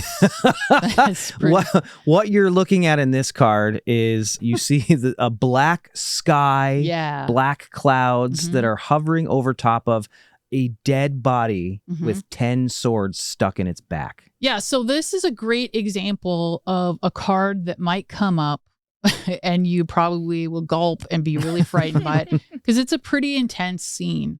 But the thing that's really interesting about this card is you have to look deeper than what you're actually seeing. So we know that Pamela Coleman Smith, we know that A.E. Waite were members of the Hermetic Order of the Golden Dawn. What do we see in the background of this card? We see A golden dawn. We see a golden Oh, dawn. Stop. Yeah, you're Yeah. right. So the card before this card is often referred to as the dark night of the soul, and you have a figure who's weeping in their bed, and it's that dark night of the soul that every one of us have experienced and will experience a few times throughout the course of our lives.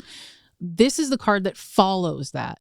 So we have a figure here laying on the ground, but what we see in the very background of this black, stormy sky is a golden dawn, and it's rising up over the mountains, and we can see the mountains in the background.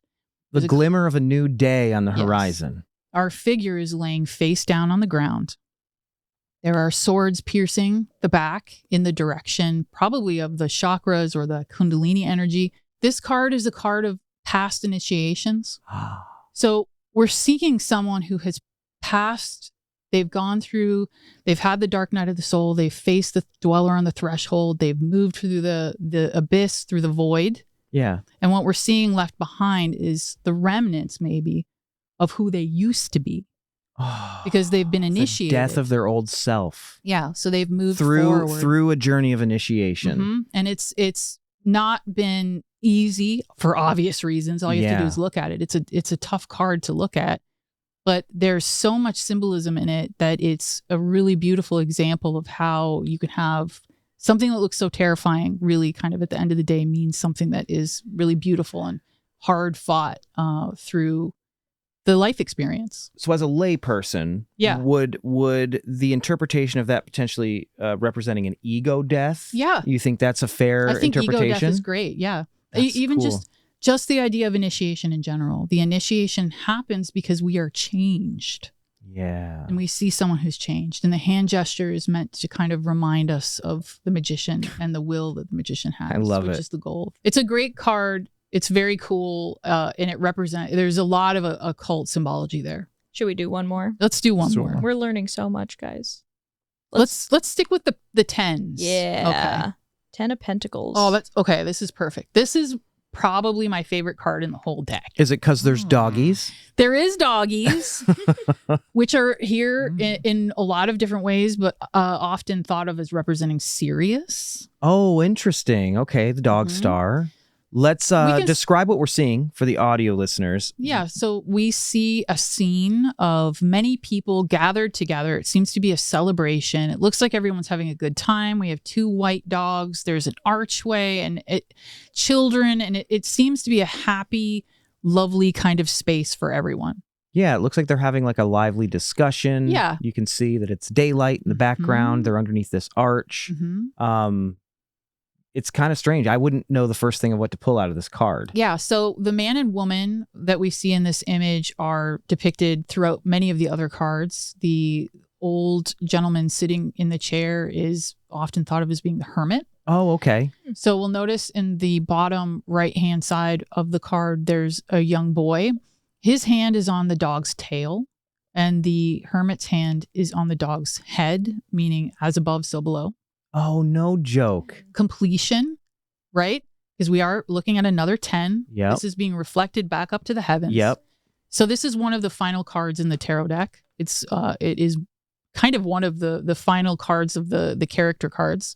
You'll notice on the left-hand side, there's a detail that's often forgotten. And it's kind of hidden behind the 2 pentacles, the 3 pentacles, but there's a border that looks like it's checkerboard. Oh, I see. Yeah. So the checkerboard, often, it's the Masonic checkerboard that we recognize. Sure. But what we're really looking at is a gateway to the higher dimensions. Oh, no kidding. And it's tucked away just sort of off screen a little bit, but it's meant to give us that completion that here on earth, we are also connected to those higher realms, to those higher spiritual places.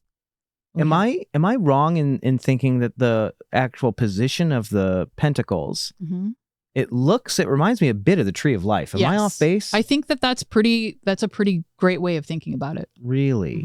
Yeah. There's a lot going on in this one in particular, which I think makes it kind of intimidating to approach. We're seeing a lot of the faces that we recognize already kind of all together, like gangs all here. You know what I mean? We've kind of made it to the end of this particular journey, this particular story, and everyone's there sort of being represented. It's really interesting. Like, I never really noticed how the figures in the cards come up over and over again. Yeah. Yeah. That this is the hermit from earlier, and There's characters. yeah. Do you think it's all in the same town or the same buildings It's too? like a sitcom. Yeah. Yeah. There's a way that the cards can be read, and it's actually one of my favorites. I think it's really interesting. It's an interesting practice, but it's the idea that as you pull cards, pay attention to the character cards and to pay attention to the characters in the cards. What directions are they looking in? Oh, see, now that's a detail that I don't think most people would pick up on. So if the character's looking to the left or looking to the right, you can assume that they're interacting with the characters in the cards next to them. Oh, that's so cool. And it changes the way that we think about them then. We can add an extra layer of symbolism and interpretation there. How do those 2 cards relate to one another? Do you think they could be working together in tandem to tell you something? Do you think the characters are trying to communicate with one another so that you can understand a larger story maybe than even the one that's just depicted in the card? So there's so many different layers and ways in which you can interpret tarot. It's very much a private thing. The level of detail that I'm seeing is pretty astounding. Mhm. And it's one of those things where on first glance, you would miss a lot of that stuff. Yeah. So again, I think what we're showing is the case that these things have a level of detail Yes. that often goes missed by people who are just flipping through the cards. Yeah. But a big part of that detail too is the symbology of the color palette that is Mhm. used in these cards. Yes. Now, the cards that we've been looking at here, they're really crisp, they're really sharp, they have Yep. very vibrant colors, Mhm. but you'll notice they are not the same colors as what we're used to seeing in this famous deck in the bright yellow case. Yeah.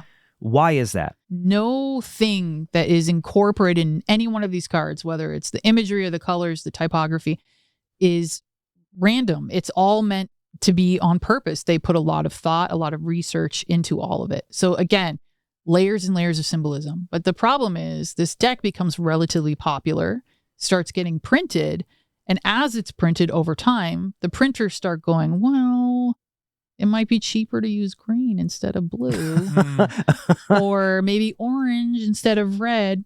And you lose a lot of the details. You lose some of Pamela Coleman Smith's original symbology. So you the lose them suit, completely. Yeah. The suits at the top of the Those chain suits. ruining things as they always do, unintentionally changing all of the subliminal messaging in these cards Yeah. by trying to save a couple bucks. Yeah, and not just the subliminal messaging, but they potentially could have led to deeper understanding of your own spiritual journey. And so you miss out on the opportunity to be able to even go into researching those types of things because they get lost in the shuffle throughout the years. Okay, so while we're talking about colors, it's very obvious that the haunted deck or the devil deck Yeah. is much, much different in its color palette. Yes. And some of the designs of the cards themselves, it's very clearly based on the Rider-Waite system, the Mhm. Rider-Waite-Smith system, but there are some key differences. Yeah. We want to get into why that might be, which might give the listeners more insight into why some of the decks that they have are as different as they are. Yeah. The Polloi Tarot, this was published in 1972. They originally just called it The Tarot. It was by Polloi Inc. The Hoi Polloi means the people or the Mhm. many, which is kind of a cool Aw. sentiment. The Yeah. idea that this is a tarot for the people. That's a tarot nice. for the many. Maybe that's why it's a little less complicated. Absolutely. Hoi Polloi Inc., they were part of Rice Games Incorporated. They made things, they kind of followed the trends. They made the stuff that was popular at the time. They were riding the wave. They made a bicentennial game around the bicentennial. That sounds incredibly boring. Yep. They made a feminism game. Oh my, I'm terrified to hear about this. The feminism game was called He, She, Him, Her. And it's a game where women try to escape the kitchen and men do all they can to keep them there. Should we play that game? I Ironic. hate everything about that. It's so bad. It's pretty bad. All the words that came out of your mouth are offensive and annoying. Hey, I didn't make the game. So they made that. They were clearly chasing trends. They even made a tarot deck. Their tarot deck came out the same year that The Exorcist and Rosemary's Baby came out. That makes a lot of sense. Yeah. Yeah. People, I think, associated, I mean, it started with the Ouija board. Yeah. People associate mystical games with Yes. evil. Of course. Quite often. Of course. These were sold in a lot of really big department stores. They Yeah. were sold in like Sears and JCPenney's. If you are under the age of 30, those are what we call department stores. Yes, you would have to go. I know about those. Have you been to a mall? Yeah. Well, People. My local mall doesn't exist anymore. Though. I mean, we've got a giant abandoned mall in Cincinnati. I know. When you see those big giant buildings with huge parking lots, kids, Yeah. that used to be where we had to go shopping. Yeah. And they had these big places called Sears and JCPenney's where you bought clothes and furniture and all kinds of stuff. Mhm. So they were sold in big department stores. They also made an at-home astrology kit that has a very similar aesthetic. We It actually have a does. copy of it here. This will all make sense the minute that you see this. And I not gonna lie, I do love this. It's so cool. Iconic. Yeah. This is the Aquarius 2 home computer astrology kit. I love it. I love that home computer is a very interesting way to describe this Not a computer. thing of turning papers. It's a computer in the sense that you can do math with the little Yeah. thing Yes. that they have Yeah. in that box. Keelin made me feel like an idiot because she's like, it's the home computer system, and I'm holding it in my hands. I'm like, this isn't a computer. This is cardboard. She's like, no, it just a computes wheel. things. It computes it. Oh, I mean, that's fine. what astrology is. It's crunching numbers, Right. honestly. yes, yeah. But this makes it a little bit easier. You can look if you're watching the video podcast. The cover art is gorgeous. It's every one of the astrological signs. Yeah. Very much in the same kind of style as the hoi polloi. So cool. Might have even been the same artist. Yeah. To be honest Jelly with you. bean colors. Yes, bright colors. Yeah, those awesome 70s colors. Yeah. If you love the 70s, you will know exactly what we're talking about. It's very funky. The deck's instruction booklet has divinatory meanings and a few different spreads. But the cool thing about it, Dana's holding it Yeah. right now, they have in there some alternate games that you can play. There's a version of Bridge Oh, yeah. that you can play with the hoi polloi deck. So you didn't just have to use it. It's almost like working backwards. Mhm, You can now use it as a game again. Yeah. You can bring it to grandma's house. Yes, and you can show her, well, we're not going to talk to the devil with this thing. Full circle. Unless it's haunted and the devil card for some reason you consistently pull. I mean, The designs of the hoi polloi were done by a guy named Jason Peterson. We actually have a magazine ad for the deck that we can throw on screen if you're watching this. Yeah, this is the original box that it was sold in, so it's not the one that you guys have. Yeah, we have a This later was- version yeah, here. The box you have is copyright in 1973. This was the first one in 71. yeah. And we should be clear here that our deck, the haunted deck, came in a wooden box. So it was clearly secondhand. We found this box because these decks are incredibly rare. Yeah, they are. If you go to eBay right now, you'll find these going for several $100s. So we wanted to, before this episode came out, we wanted to make sure we got one in the box. Yeah. Good point. Because I think people are going to go looking for these. Yeah, they probably It will. much did tends to they- happen. How much did it cost? back This? then? Wait, $6. Yep. $6 they originally cost. Wow. God. And now they're hundreds of dollars on eBay. Plus 35C PP CPP. and handling. Yeah, why did they abbreviate those? They had plenty of fucking room. And It's fine. Okay. That's cool. So the haunted deck, how long did it take you to discover that the haunted deck is a hoi polloi deck? Not very long. It says it literally on the back. Yeah. You should have just said, we are incredible detectives. Yeah. And it took us weeks to track this down. These cards are really funny because they also have a symbol that can't be reversed. So when you're shuffling them, you yeah. know exactly when things are going to be face up and reverse. But they, That's the most annoying part I of this know. deck. And part of the reason why it's frustrating to see you do a reading with it, I because you know. already know, like, if there's a reversal Mhm. and you see it, you're like, well, that's going to be bad. Yeah, I know. But I love the key and I love the colors and just the shape of the key. Like, it's so beautiful. It's just such a cool back card. There should have been 2 keys. Yeah, I mean, you're absolutely right. So if Jason Peterson, if you're out there, reissue this deck with 2 keys on the back. As Keelin noted, the only thing Jason did was make all of the females in the cards' hands smaller. Is They're- that and true? they're if you look at all, especially like the queens, their heads and their hands are so tiny in Mhm. comparison to what they're holding, and then also just in comparison to like a regular Rider-Waite-Smith Oh, deck. that is so funny. Yup. I think my personal hypothesis is that they were trying to make the women in the deck look more feminine. Yeah, Oh, because there is a bit of androgyny Yeah. in a Yeah. lot of the old decks. there is a lot. Yeah. So like even some of the queens have like ponytails in the Mhm. hoi Oh, polloi. stop. Mhm. Oh, Jason.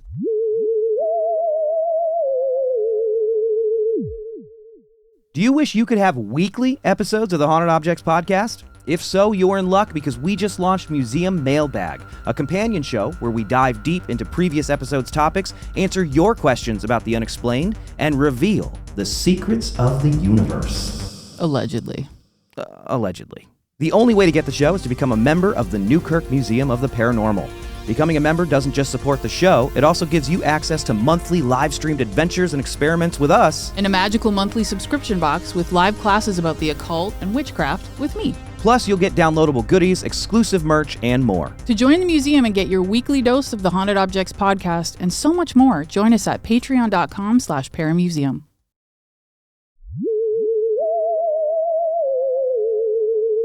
All right, so we've shown how these are quite a bit different than a lot of different decks in the Rider-Waite system. Mm-hmm. It lacks a lot of details. The coloring's different. They're very stylized. Very cool. It's not necessarily a bad thing. Mm-hmm. But there might be a very big reason why they did this. The Rider-Waite-Smith system may have been designed and come out at a time where you would imagine that these would be public domain. There wasn't really even copyright law at that time. But somehow U.S. Games ended up copyrighting this particular variant, the one we're all familiar with in the big yellow package in 1971. Maybe that's why they used very different colors themselves, but that also shows why the hoi polloi had to be different. Yeah. Also why it came out in 1972. Oh, you're right. Yeah, that totally makes sense. The second you said the copyright, I was like, oh, there's your answer right there. There you go. Yeah. So the coloring could be, a bit of it could be 70s aesthetic, but the practical reason is copyright law. Yeah, that makes sense. So just so we're clear on this, so we've got all the numbers. The deck was first published in the UK in 1909, before the establishment of copyright law. There's still some debate over whether or not the original card designs, as commissioned by Waite and published in the pictorial key to the tarot, whether they move into the public domain 70 years after his death, or 70 years after the death of the artist.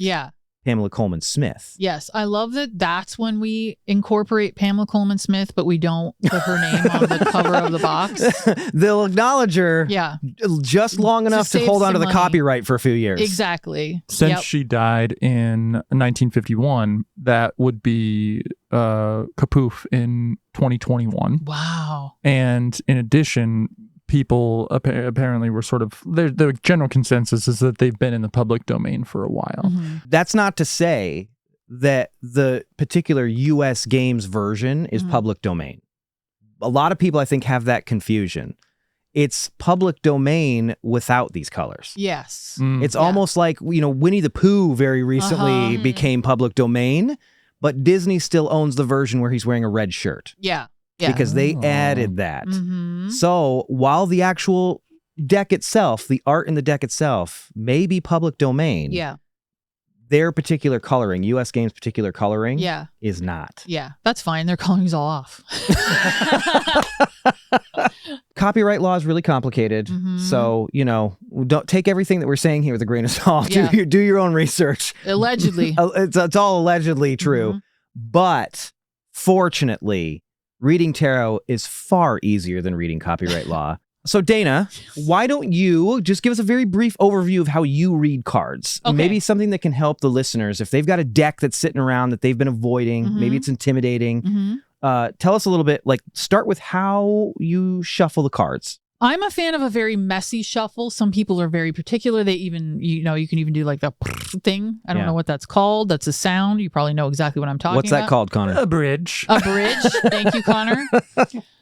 You can shuffle however you want. I'm a fan of putting it all down and making a big old messy pile. Yeah. And then kind of putting them back together. And the reason that I do that is I really like the idea that the cards can be exactly where they want to be in the deck. Oh, interesting. So if I'm shuffling it this way, sometimes, you're only getting some of them. And when you dump them down and you give them a really good who's your father, they can be exactly where they want to be. And so that's kind of what I like to do. So I'll grab the whole thing, I'll put them down and just kind of go to town and make a big old mess out of them.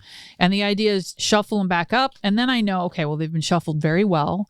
They're in exactly what order they want to be in. Maybe some of them want to be reversed. Maybe some that are reversed want to be face forward. So you want to be able to kind of, get them exactly where you want them to be. Do you have a technique in how you draw them? Because I know that, you don't really do readings for other people very much. No, I really don't. But when you do, you're very open to the idea that you don't necessarily have to take them off the top. No. You can take them from whichever part of the deck you want. There's pretty much no rules in terms of how you shuffle and pull cards. It's completely up to the person doing it. Got it. I'm kind of, again, as I mentioned, I'm a messy card shuffler. So I like to be a little bit all over the place, and I like people to be able to pull cards as they see fit, or even me, like pulling from whatever portion of the deck that I want.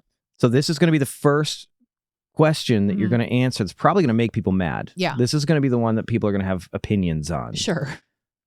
What is the proper way to read the cards? Are they toward the person you're reading them for? Yeah.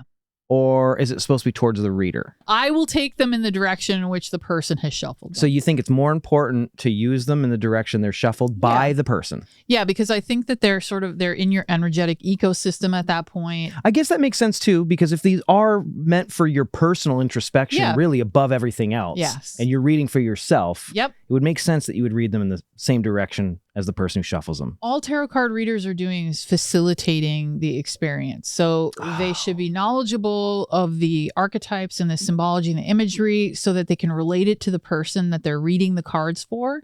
But the purpose of it is to find ways in which it relates to that person's life. Got it. Does that make sense? Makes perfect sense. Okay, so I will take it in the same direction as the person who had shuffled it. Okay, so the next step is to actually read the cards themselves. And there are so many different ways to lay them out. Is there one that's your favorite? Why is it your favorite? Is there kinds that maybe people should avoid? What's the deal? I like to keep things very simple, and having different kinds of readings are things that other people love using. I've never really been anyone who's been very interested in having a specific set way of reading the cards. Right. So this card goes here, this card goes here. It's never really been anything that I've really been all that interested in. So most of what I do is kind of intuitive, but I can give you a very easy reading that you can do for yourself. Cool. And that just involves 3 cards. Oh, so the kind of the one that you did at the very beginning that we haven't shown the listener yet. Yeah. So if you want to come to that as thinking of it in terms of past, present, future, you can absolutely do that. I don't necessarily view it that way. I view it as the jumping off point. Okay. So we pull 3 cards and we sit with them. We look at them. We kind of start to interpret them. We think a little bit about what they mean. And then for the cards that I feel relate to that person or relate to the situation, those become the starting point for a reading where I will pull cards in relation to that one card. Oh, cool. So it builds almost modules of a reading. Yeah. So instead of getting this one kind of large, big picture, I let it do what it wants to do. And often what I find is coming at it from that abstract perspective, you can look at the first card as the foundation card, and then you build upon each one of those foundations. So you've got 3 separate opportunities to build upon what you're reading. Fascinating. Yeah. But there are like really complex different ways to read it. Like the Celtic Cross, I think is probably one of the most popular versions of reading it. Yeah. So what you are doing with a 3-card spread is you are doing the 3 cards and then you're adding precision to each separate card depending on what you feel needs to be turned over next. Exactly, because sometimes you'll pull another card and realize, well, that's the end of that. Like you won't be going any further than 2 or 3 cards. And sometimes I pulled 15 cards. Oh, that's really neat. And so it just allows for 3 opportunities of information to come to you via the cards. So that's a very easy way for somebody who's maybe intimidated by the big Celtic Cross and stuff like that. They can try it with a 3-card reading and then keep adding dimension to it as they feel is necessary. Exactly. That's really cool, Dana. It's a little hard for some people who really like to have a really specific outline and a way of doing it. But I think it's a really good practice and exercise in allowing yourself to be a little bit more abstract when it comes to the cards, to kind of break out of bubbles, feel a little bit more like you're in control of the situation. And I think adding that abstraction to it is helpful. At some point, I would like to make a PSA with in regards to Dana doing tarot reading. Yeah, sure. That Instagram message you got from Dana asking if you want a tarot reading from her, it's not her. Thank you, Keelin. That's true. It's That's not her. true. I would never, first of all, I would never unsolicited send you a message, and it would never start with Grand Rising, love. Which is how they all You start. got a lot of people fake pretending that they're you. There's Yeah. I mean, that's a big problem in the tarot reading community in anyway, Mhm. is It's an that easy way to get $10. it's from true. someone. And people have been duped Yeah, by yeah. it, which feels bad. It does feel bad. It makes me feel awful, but there's a big problem specifically on social media where people pretend to be tarot readers or people who know things about divination or tarot, and they are stealing money from people, and it sucks. So make sure if you get an unsolicited message Yes. offering to give you a reading, That that's the starts other with- thing. Dana doesn't do those. No. She doesn't do No. readings for other people. Have you ever charged somebody for anything, the reading wise? I did it once, and I hated it. Yeah.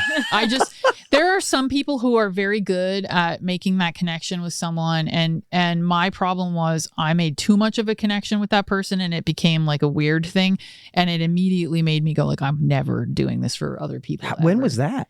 It was when I was in college. I was going to say, I've never known you to ever I only do that. did it once, literally one time. Wow. Yeah.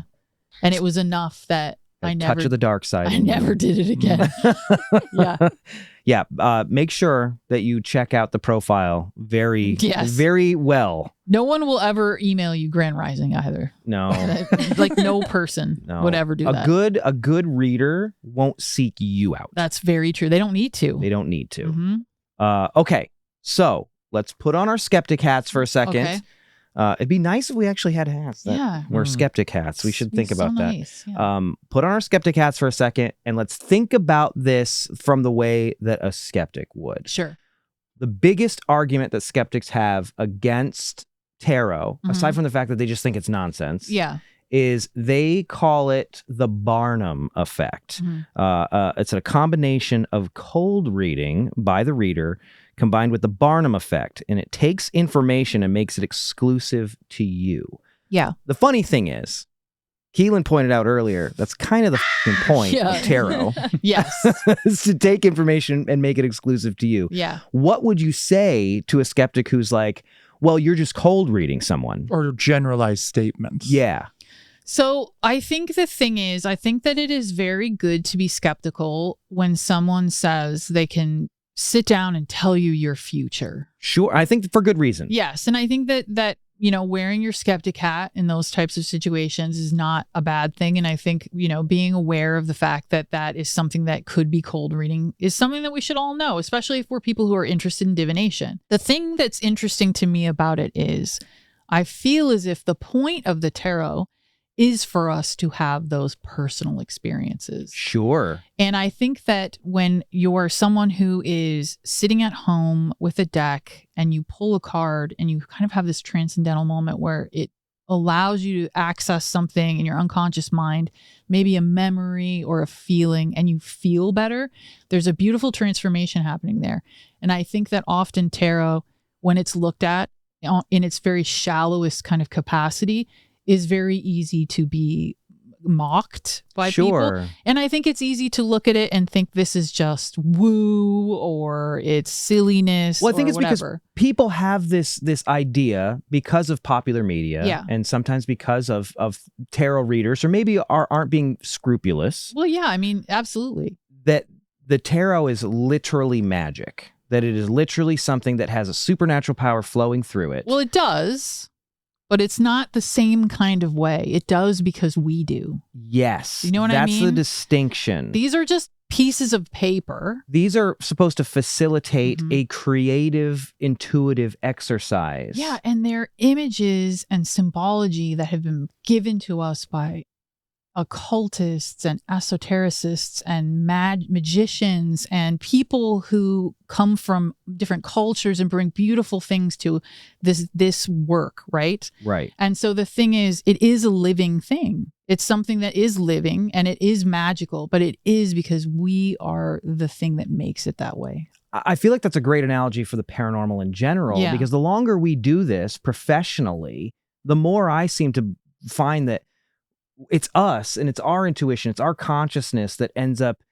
sort of manifesting the thing. Mm-hmm. And so with this, it would be the same way. When Yeah. you're looking at it, you're making decisions, you're making connections. And like I said at the beginning of the show, what it's doing is it's providing you with alternate options Mm-hmm. of potentials. Yeah. And when you know that those potentials exist, it's a new road that's available to you. Yeah, you have access to a new way of thinking or a shift in consciousness. Exactly. So it is magic. Yeah. But it's internal. It's magic because we are magic. There we go. Yeah. So then what would you say to somebody who's like, well, I want to go to a tarot reader so they can tell me exactly what's going to happen to me a week from now, or I have a big decision that I need to make and I need this tarot reader to give me the exact answer.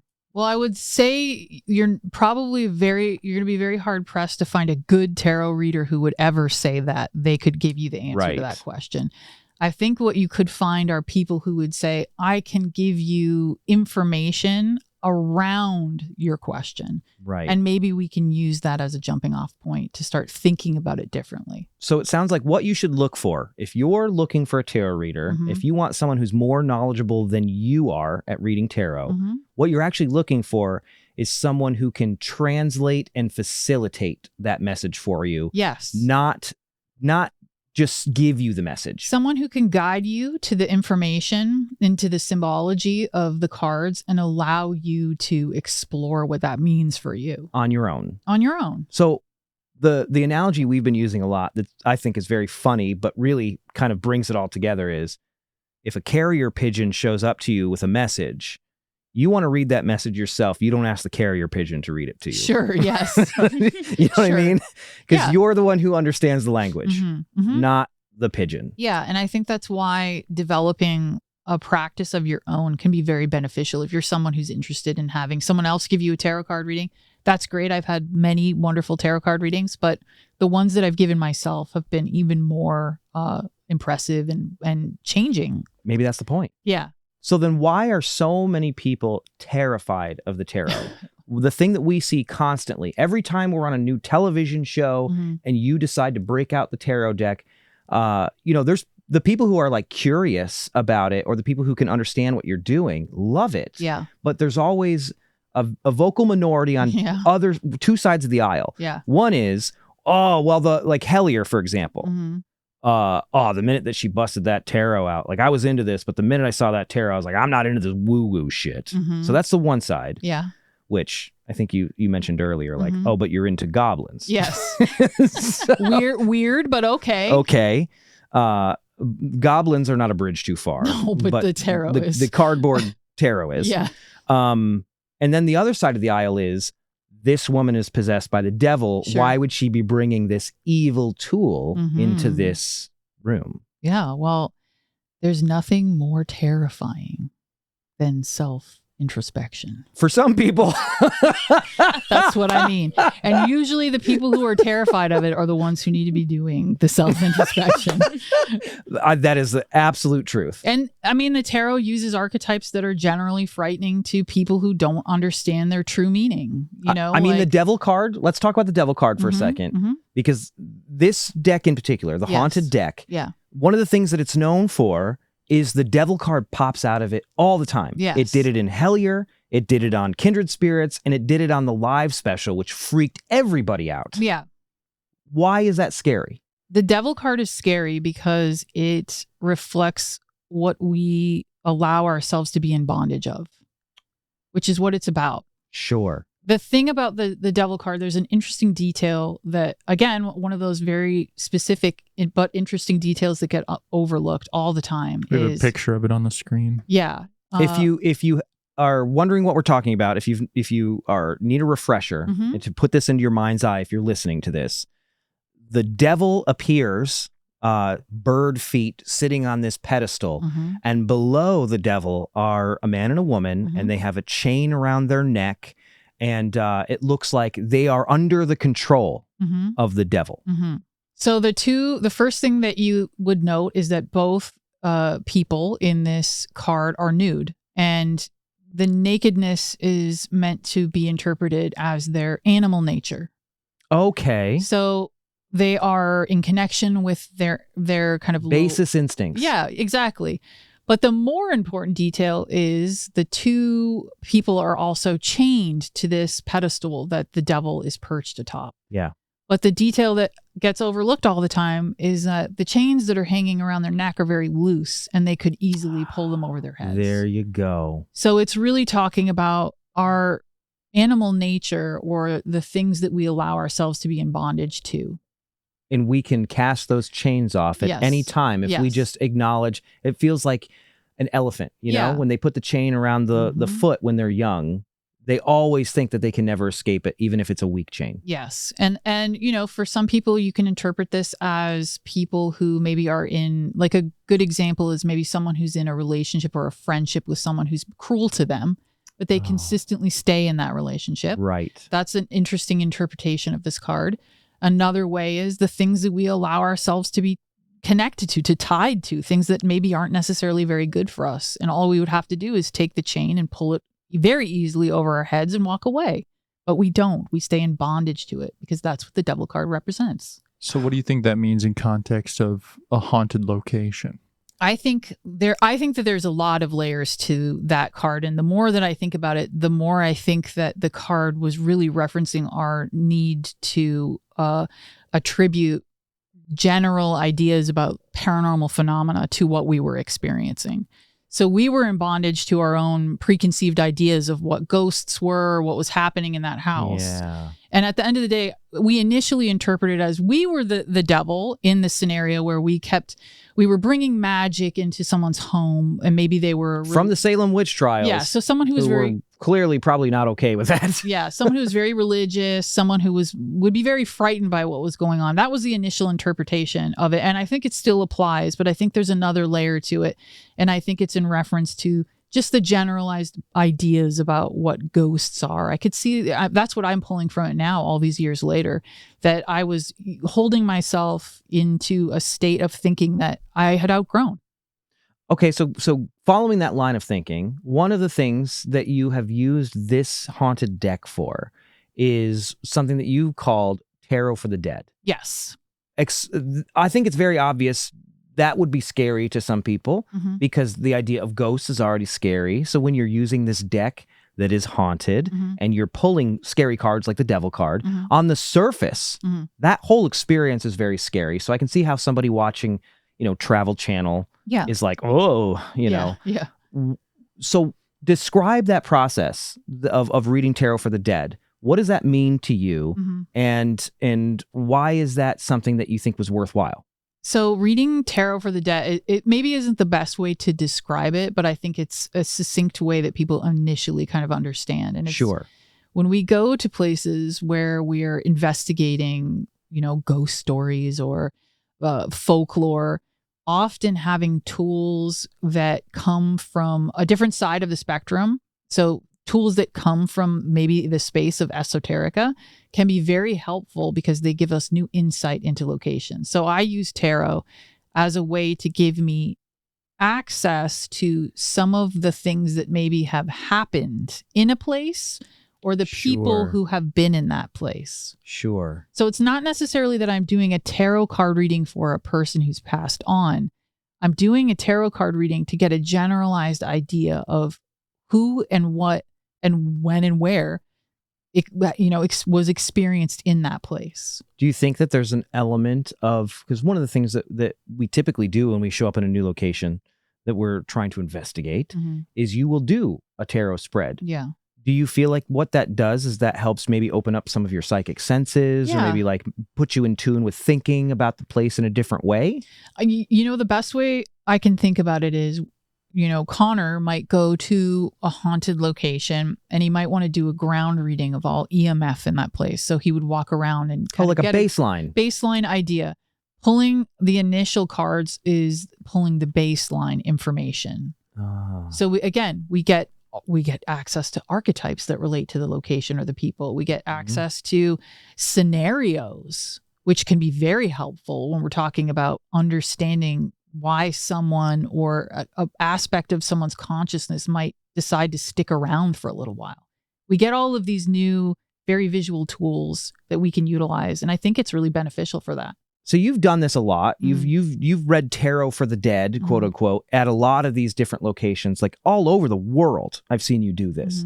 Are there any particular moments that stand out as having provided like particularly interesting information, or were just like bang on the money, something really memorable? There's one that I can think of that was a very awkward situation because the cards were consistently telling me that the people who owned the location were like bankrupt or something like that. I know exactly where you're talking about. And it was very awkward, and I kept having to kind of dance around it because I didn't want to make it very obvious. Because they had asked you to do a reading. Yes, yeah, yes, and it was like it was like we were talking about it earlier. Like, do your tarot cards, you know, do they hurt your feelings all the time because they're too honest?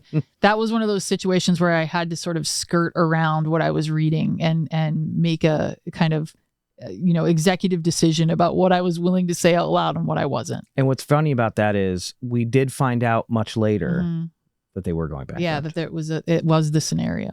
And there were no outward signs, which is very none funny. at all. It's not a place that you would ever Yeah. think about that. Do you have different decks that you think are suitable for different situations or Yeah. like to be read differently? Yeah, I have some decks that are only for paranormal investigations, and then I have some decks that do not like doing it at all. I think of every deck as having its own character. Sure. They take on personalities. Some of them are very, very honest. Some of them are sweet and sugarcoat things and make you feel better. But there are certain decks that I feel have the right energy for paranormal investigations and some that just don't at all. What was it about the haunted deck that made you want to use that in that way? And then why did you stop using it? I initially started using it in that way because the woman who used it was still clearly very much connected to them, and she was in the spirit realm. So she would be the perfect guide. Yeah, that makes for sense. Yeah, I guess that's an obvious question. I really, in a lot of ways, just thought of myself as facilitating it by my physical body, as in like, shuffling the cards. Like almost channeling her. Yeah, and then letting her put the cards where they needed to be in the deck, letting her facilitate the entire kind of communication experience. I was really just here to relay whatever I was reading. So the drawing that you did today is the first one that you've done with Since that deck then. in a long time. Yeah, years and years. Why did you stop? I stopped using this deck because I felt it was finished. I didn't know whether that had something to do with the person who was connected to the deck, who originally was using the deck, or whether it was just the deck in general was kind of finished and it didn't want to be used in that kind of way anymore. But it just felt like it was good, like it was ready to be retired. I made a lot of jokes when we first retired it, and the joke was that the deck is now on a beach drinking pina coladas and enjoying its retirement. So I felt a sense of relief from the deck at that point too. So I was like, all right, I'm doing the right thing. It's time for it to be allowed to move on. Well, then I want to personally thank the deck, or whoever may still be around it, for coming out of retirement for this episode to do that 3-card spread. Yes. We're almost to it. And hopefully by that point, when you read what's the scary read on it, people will have a better understanding of it. So we have here in front of you, we have a bunch of the different cards. They're all part of the Rider-Waite system. Yep.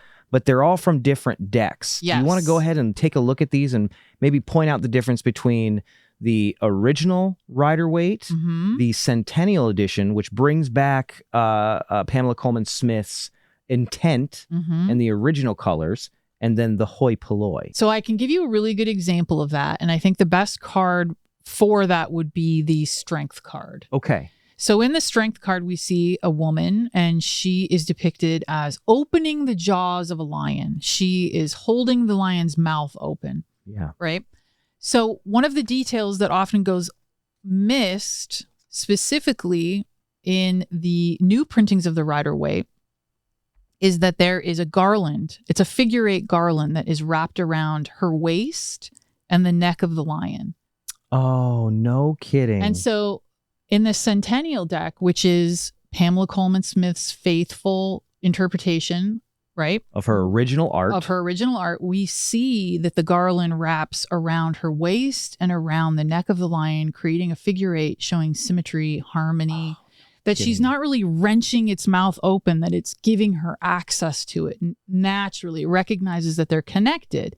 And you can see that because the roses and the leaves are incorporated in the lion's mane. So you can see the differentiation between the garland and the lion's mane. You can see it clearly in the lion's mane.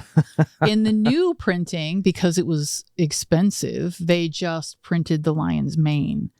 So you miss that, all of that symbology. Yeah, and what it does is in turn, it also allows you to interpret the card as her forcefully opening the lion's mouth instead of them being in symmetry together.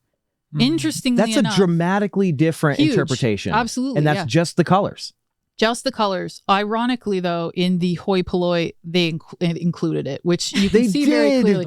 They did get the roses, which are meant to represent the emotions, incorrect, and they used white flowers, which don't really make much sense. But it's still there, and it's better than the current printing of the strength card. I think that's a very dramatic and very cool example of how you can get lost if you don't stick to the original printing. Wow. Right? It can be interpreted in completely different ways. Wow. So another really great example of a little flub in the printing process is the Seven of Wands.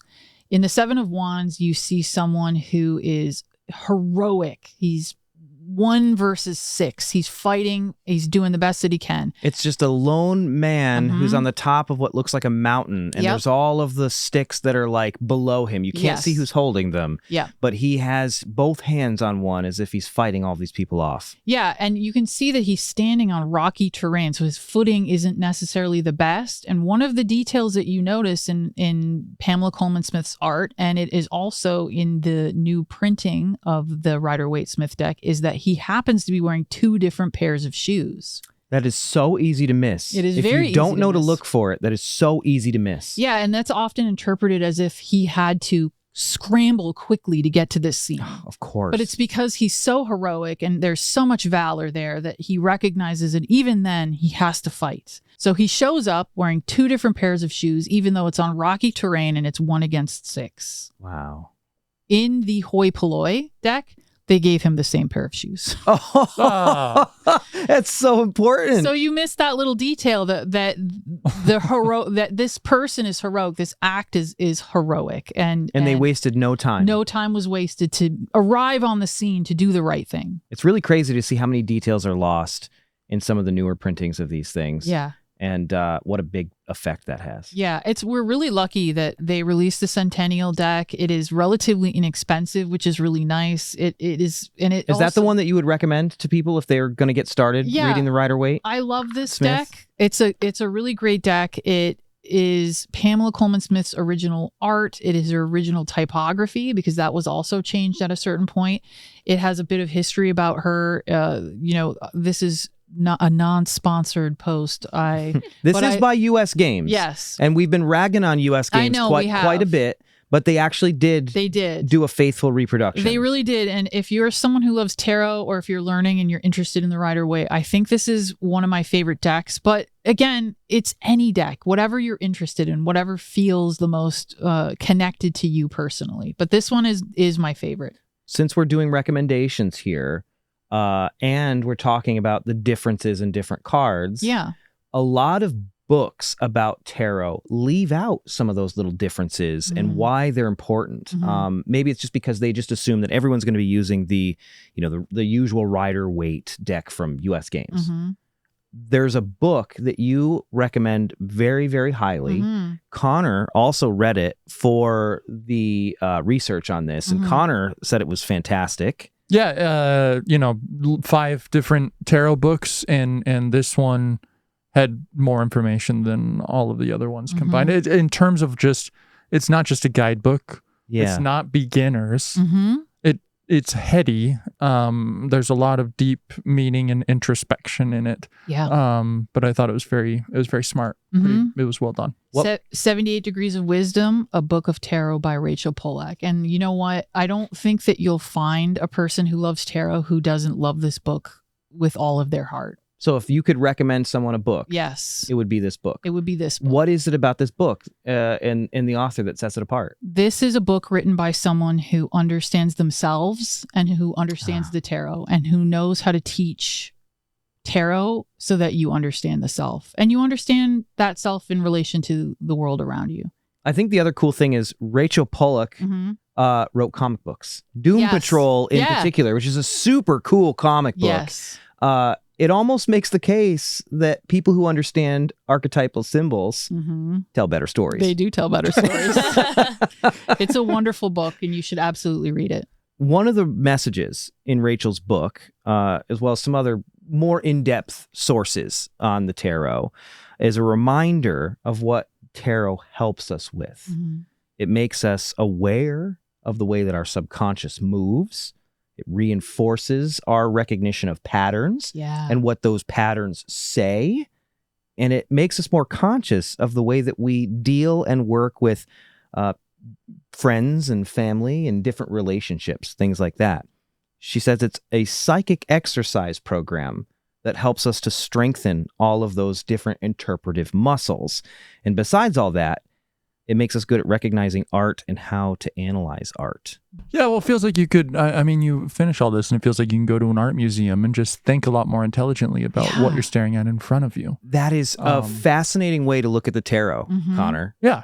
That's really, really cool because teaches you skills. It teaches you how to interpret things. And I think that that's maybe something we don't see a whole lot of in the world today. Yes. You know, because maybe what the tarot is doing is teaching us nuance. And there's not a ton of nuance in a lot these days. You know, everything's always black and white. And it's not a good way to interpret art either. Tarot allows us a new way to observe everything when you really think about it, because it is, I think, in a lot of ways, something that does open the psychic senses, because the way that you interact with it is in a psychical way. It's in an emotional way. It's in a way that kind of lives in the subconscious mind. So I think that if you're someone who is wanting to develop psychic ability or lean more into that, the tarot can be something that really unlocks that. And I think that you recognize that in all works of good art. Yeah. They awaken something within us, and usually it is something that lives in the subconscious mind. The archetypes. Yes. So as we continue to delve deeper into weirder and weirder stuff in the realm of high strangeness, I can tell you that the thing that becomes very apparent to us, no matter what we're looking into, whether it's UFO sightings, contactee sightings, psychic sciences, ghosts, Bigfoot, any of that stuff, archetypes are so important, and particularly the archetypes that sort of act as a mirror and reflect the things that maybe we're afraid of, the things that we are comfortable with. When you start to look at early contactee sightings, it's a weird thing that all of the aliens that are met by, you know, quote unquote, simple rural folk end up being Christian. Yes. You know what I mean? They see that reflected in the archetype, and you can look at it and understand more about maybe the person who had that sighting, because you can see what they saw of themselves outside of themselves. Archetypes, I think, are incredibly important. You see story archetypes. That's the other crazy thing. We've been on so many investigations these days, and when you look at them, you can boil almost every single thing down to a common archetypal story. Absolutely, yeah. Which means that if you start to look at it, you can see the patterns in things, and maybe you can determine how a particular relationship might end or a job might start. And the tarot just helps you do that. Yeah. One of the things that Rachel talks about in her book is how tarot, this is a quote from her, "Tarot is not for fortune telling, it's for psychological unification. It represents a process, growth, increased awareness as we travel step by step through the major arcana, isolating areas of our lives into archetypes." And in that way, they can be more easily read and understood. Because if you understand the archetypal story, you can find out your position in that archetypal story at this moment and get ideas of where you may end up. Yeah. And really what you're doing is you're working that system. Yes. You're understanding how to apply the system. Yes. Because it's not just meant to be looked at and gone, well, interesting, I'm moving on. It's meant to be integrated. Applied. Yes. Yeah, we want transformation. And so integrating the system and understanding how we can apply it is another part of understanding tarot. I have a quote that I really love by Carl Jung. Obviously a big fan of archetypes. Well, I've heard. Yeah. Shout out Jungian archetypes. Shout out. But that he believed that the tarot was a pictorial representation of the archetypes of transformation. Ooh, Which I think is that's very cool. succinct. It's very nice. Yes. It's complete. It's very easy to understand that we have the archetypes of transformation. They exist in this specific deck, and they are ready and willing and waiting for us to engage them and interact with them and then apply them. So it's almost like if you are, the way that I envision it is if you're standing in a line to ride a roller coaster, you don't know, it's a really long line. You don't know exactly where you are in the line, if you're towards the beginning or if you're towards the end. And in order to figure out where you are in that process, you have to shoot outside of yourself. Yeah. Yeah. And have a drone or a selfie stick go way up there Yeah. to get a glimpse of what may be ahead. And your experience might be a little bit different than the person on the coaster is going to have or Yeah. is having at the time. Yeah. You might interpret that as terrifying instead of fun. Yeah. But you can at least get an idea of where things are headed. Yeah, because you might be on a different portion of the roller coaster. Maybe you're at the part where you can, when you shoot up, you can actually see over the hump and you go, oh God, here we go. Or maybe you're the guy way at the back who's like, how much longer are we going to be climbing this thing? You get different vantage points and different interpretations. And that's what these cards really are. It's meant to be a checkpoint for where you are in that process. Yes. Yeah. Well, Rachel does have one more really great quote that we wanted to include in here because it kind of comes back to you deciding to use tarot in Hellier. Mm-hmm. And that was a kind of divisive thing when you originally pulled that deck out. There were a lot of people who had very strong reactions to it because I think people aren't used to, I mean, Hellier's a weird project in general, Mm-hmm. but there's something that people aren't used to seeing on paranormal television shows, which is the use of tarot. Yeah. And they have their preconceived ideas about it. This might make you think differently if you were one of those people who maybe had a knee-jerk reaction to it. Even with us, Yeah. it's strange to look at this and understand, whoa, maybe you were onto something really interesting. I mean, Mhm. clearly you were, because it's changed the way that you view tarot Yeah. by using it in Hellier. Mm-hmm. This is how Rachel says tarot works. We need to produce synchronicity. Oh, There's a everybody take a drink. Everybody take a shot. Okay. Any device which produces a random pattern serves function. Dice, mixed cards, spinning wheels, all cut through the conscious mind's control of the outcome. The underworld, the land of the gods. Today we speak of the unconscious, a realm of being in which time does not exist and knowledge is not limited to the images received from our senses. And the methods used to contact our unconscious mind have not changed. Dreams, trances, tossed coins. It works precisely because it makes no sense. The information exists. Our unconscious selves already know it. What we need is a device to act as a bridge to our conscious perception. That is the coolest idea Yeah. of how tarot and divination in general works Yeah. Mhm. as a synchronicity generator. Yeah. That's so cool. And I mean, everything is right there. It's right there. It's literally right there. The quality of the readout depends on the quality of the system. Mhm. Yes. Tarot may not be the system for you. There could be other things, but in general, that theory connects with a lot of our research as well. Yeah. It absolutely does. As far as systems go, you can do much, much worse than the Rider-Waite-Smith system. Yes. As we have exhaustively covered in this. This has basically been a class Yeah. about how to reinterpret what you might think about tarot in a new way. Mhm. And when you look at it and you see all of the different symbology, from the numbers to the colors to the archetypes, the sheer vastness of the hidden archetypes that are snuck in those cards, you can't really do much better than that when it comes to generating synchronicity. So before we give the listener their reading Yes. and allow them to make some interpretations on what it might mean, we should talk about what happened to Pamela Coleman Smith. Yes. We've heaped tons of praise on her, deservedly so. Absolutely. She didn't get a lot of that in life. What ended up happening to her was she ended up splitting from the Golden Dawn. Yeah. It wasn't something that really spoke to her very much. She was less into sort of the occult and mystical stuff, which sounds so funny now, knowing what she came up with. Yeah. And how it is known by pretty much everybody across the world. It is used by more people than we could possibly count. And when you think of tarot, you think of mysticism. Yeah. She ended up becoming a Catholic. She did. She did. Oh, man. The dangers of dabbling in the occult. You may become Catholic. Got her.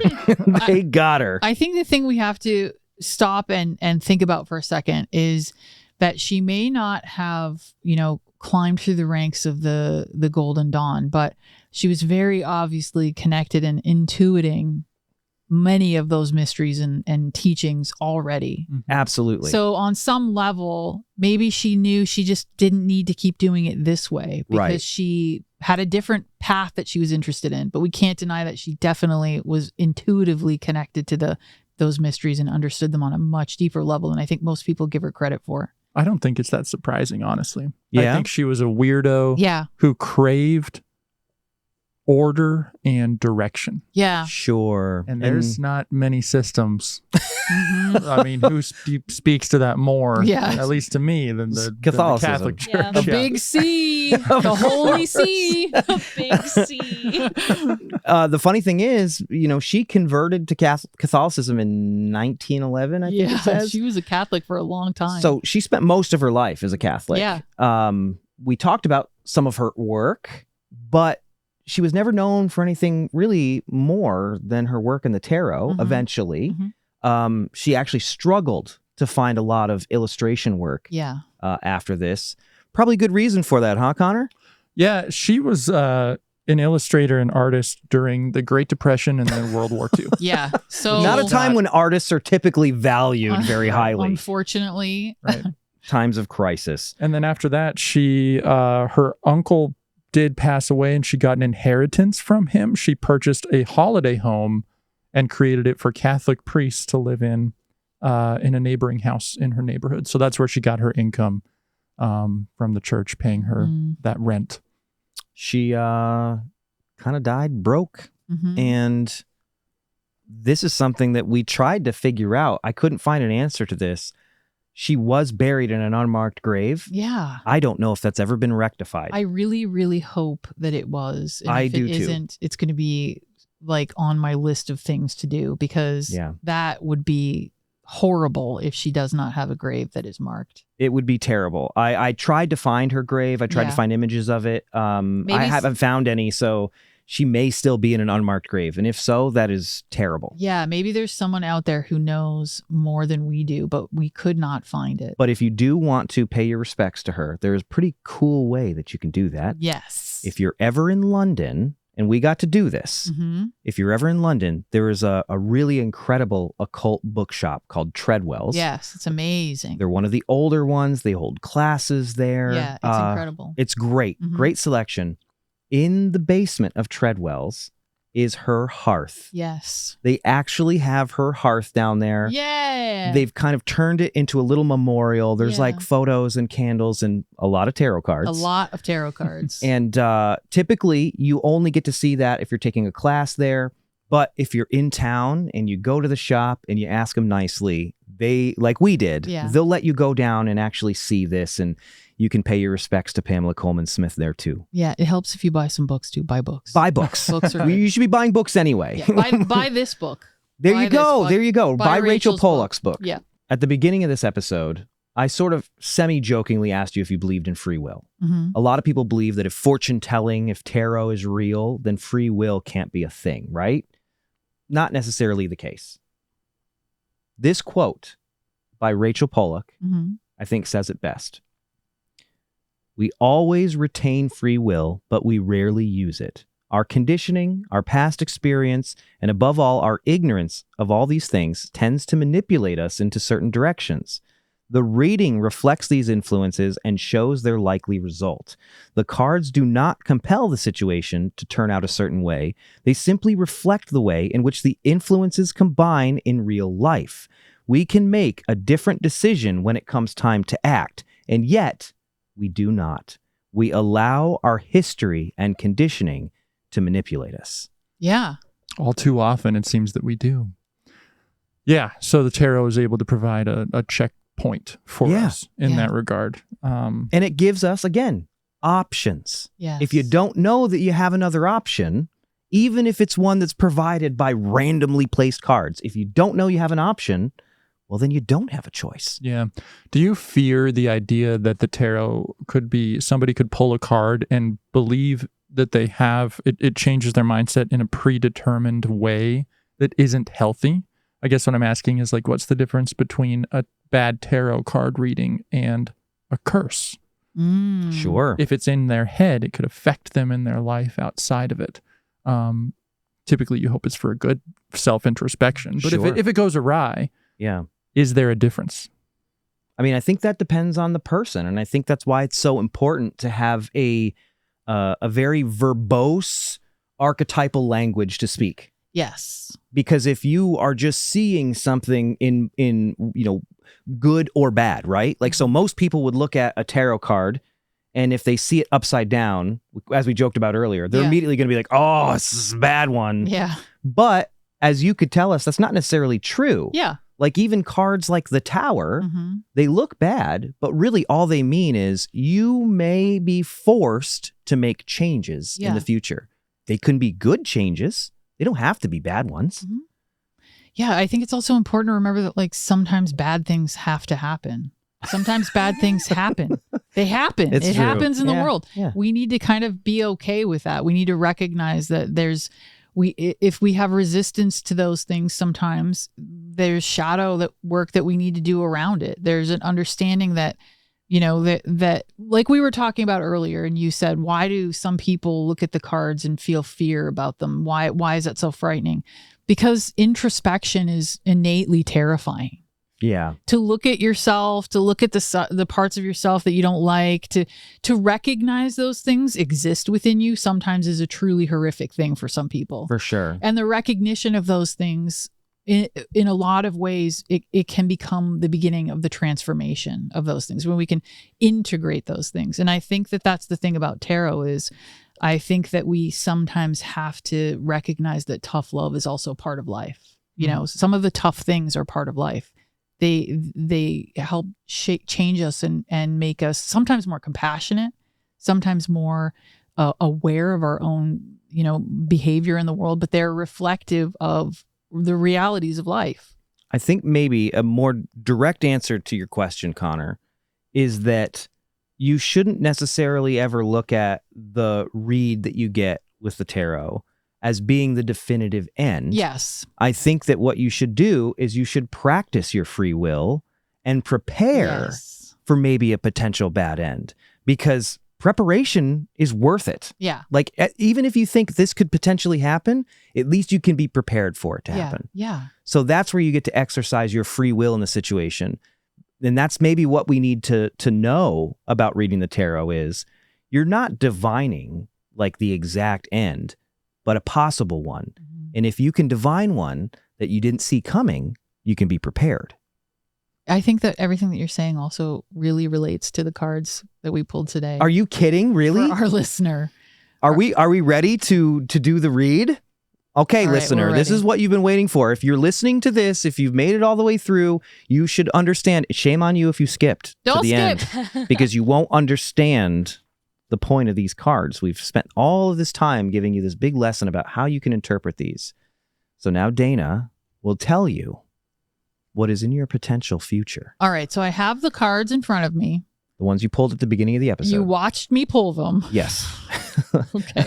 I get the feeling that these are relevant. Yes. So the first card that we pulled, also I should mention, every card was pulled face up.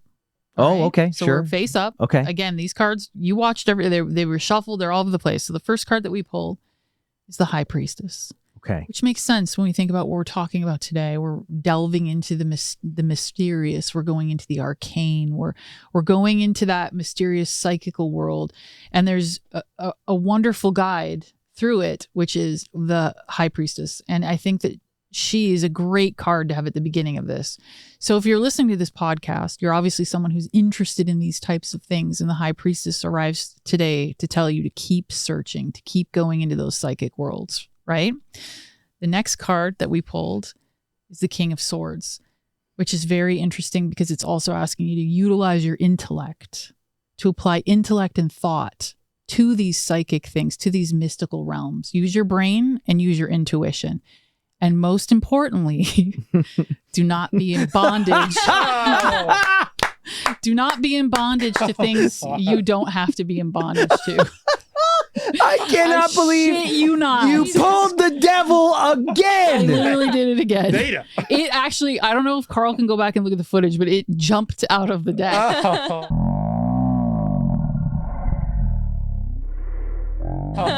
Unbelievable. So explore the mysteries, use your mind and your intellect, and don't allow yourself to be in bondage to things that you don't have to be in bondage to. And that is your reading, dear listener. Pretty great. I think she's going back into retirement, folks. Thanks, deck. This deck has crazy comedic timing. It really does. You said it at the beginning of the show. Mm-hmm. This deck has the juice. It's got the juice, baby. I don't think we need to say anything more. Nope. What you just saw is why the devil's deck is a haunted object. The Haunted Objects podcast is hosted by Greg and Dana Newkirk, produced by Connor J. Randall, with photography directed by Carl Pfeiffer, and features exclusive artifacts from the Newkirk Museum of the Paranormal.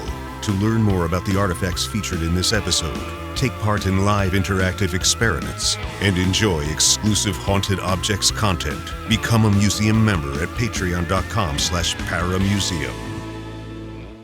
This has been a Planet Weird production for Spectre Vision Radio. There's a SpongeBob episode where the Where's this going? catchphrase is "me hoi manoi," so I can't not hear it. Me hoi manoi? But I'm fine with it. What does me hoi manoi mean? It doesn't matter. It comes It's- from Doodle Bob. it's what It's his Doodle Bob alternate said. personality. that Holy he cow. Accidentally drew and then Are came you- to life, and he tries to I've take never over watched- SpongeBob's life. Are you interpreting anything that they're saying right It's now? fine.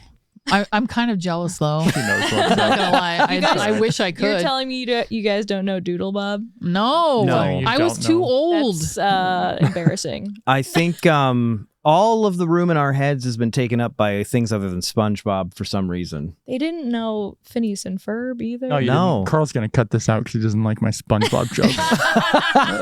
Leave it in, Carl. Leave it in. Leave it in, Carl.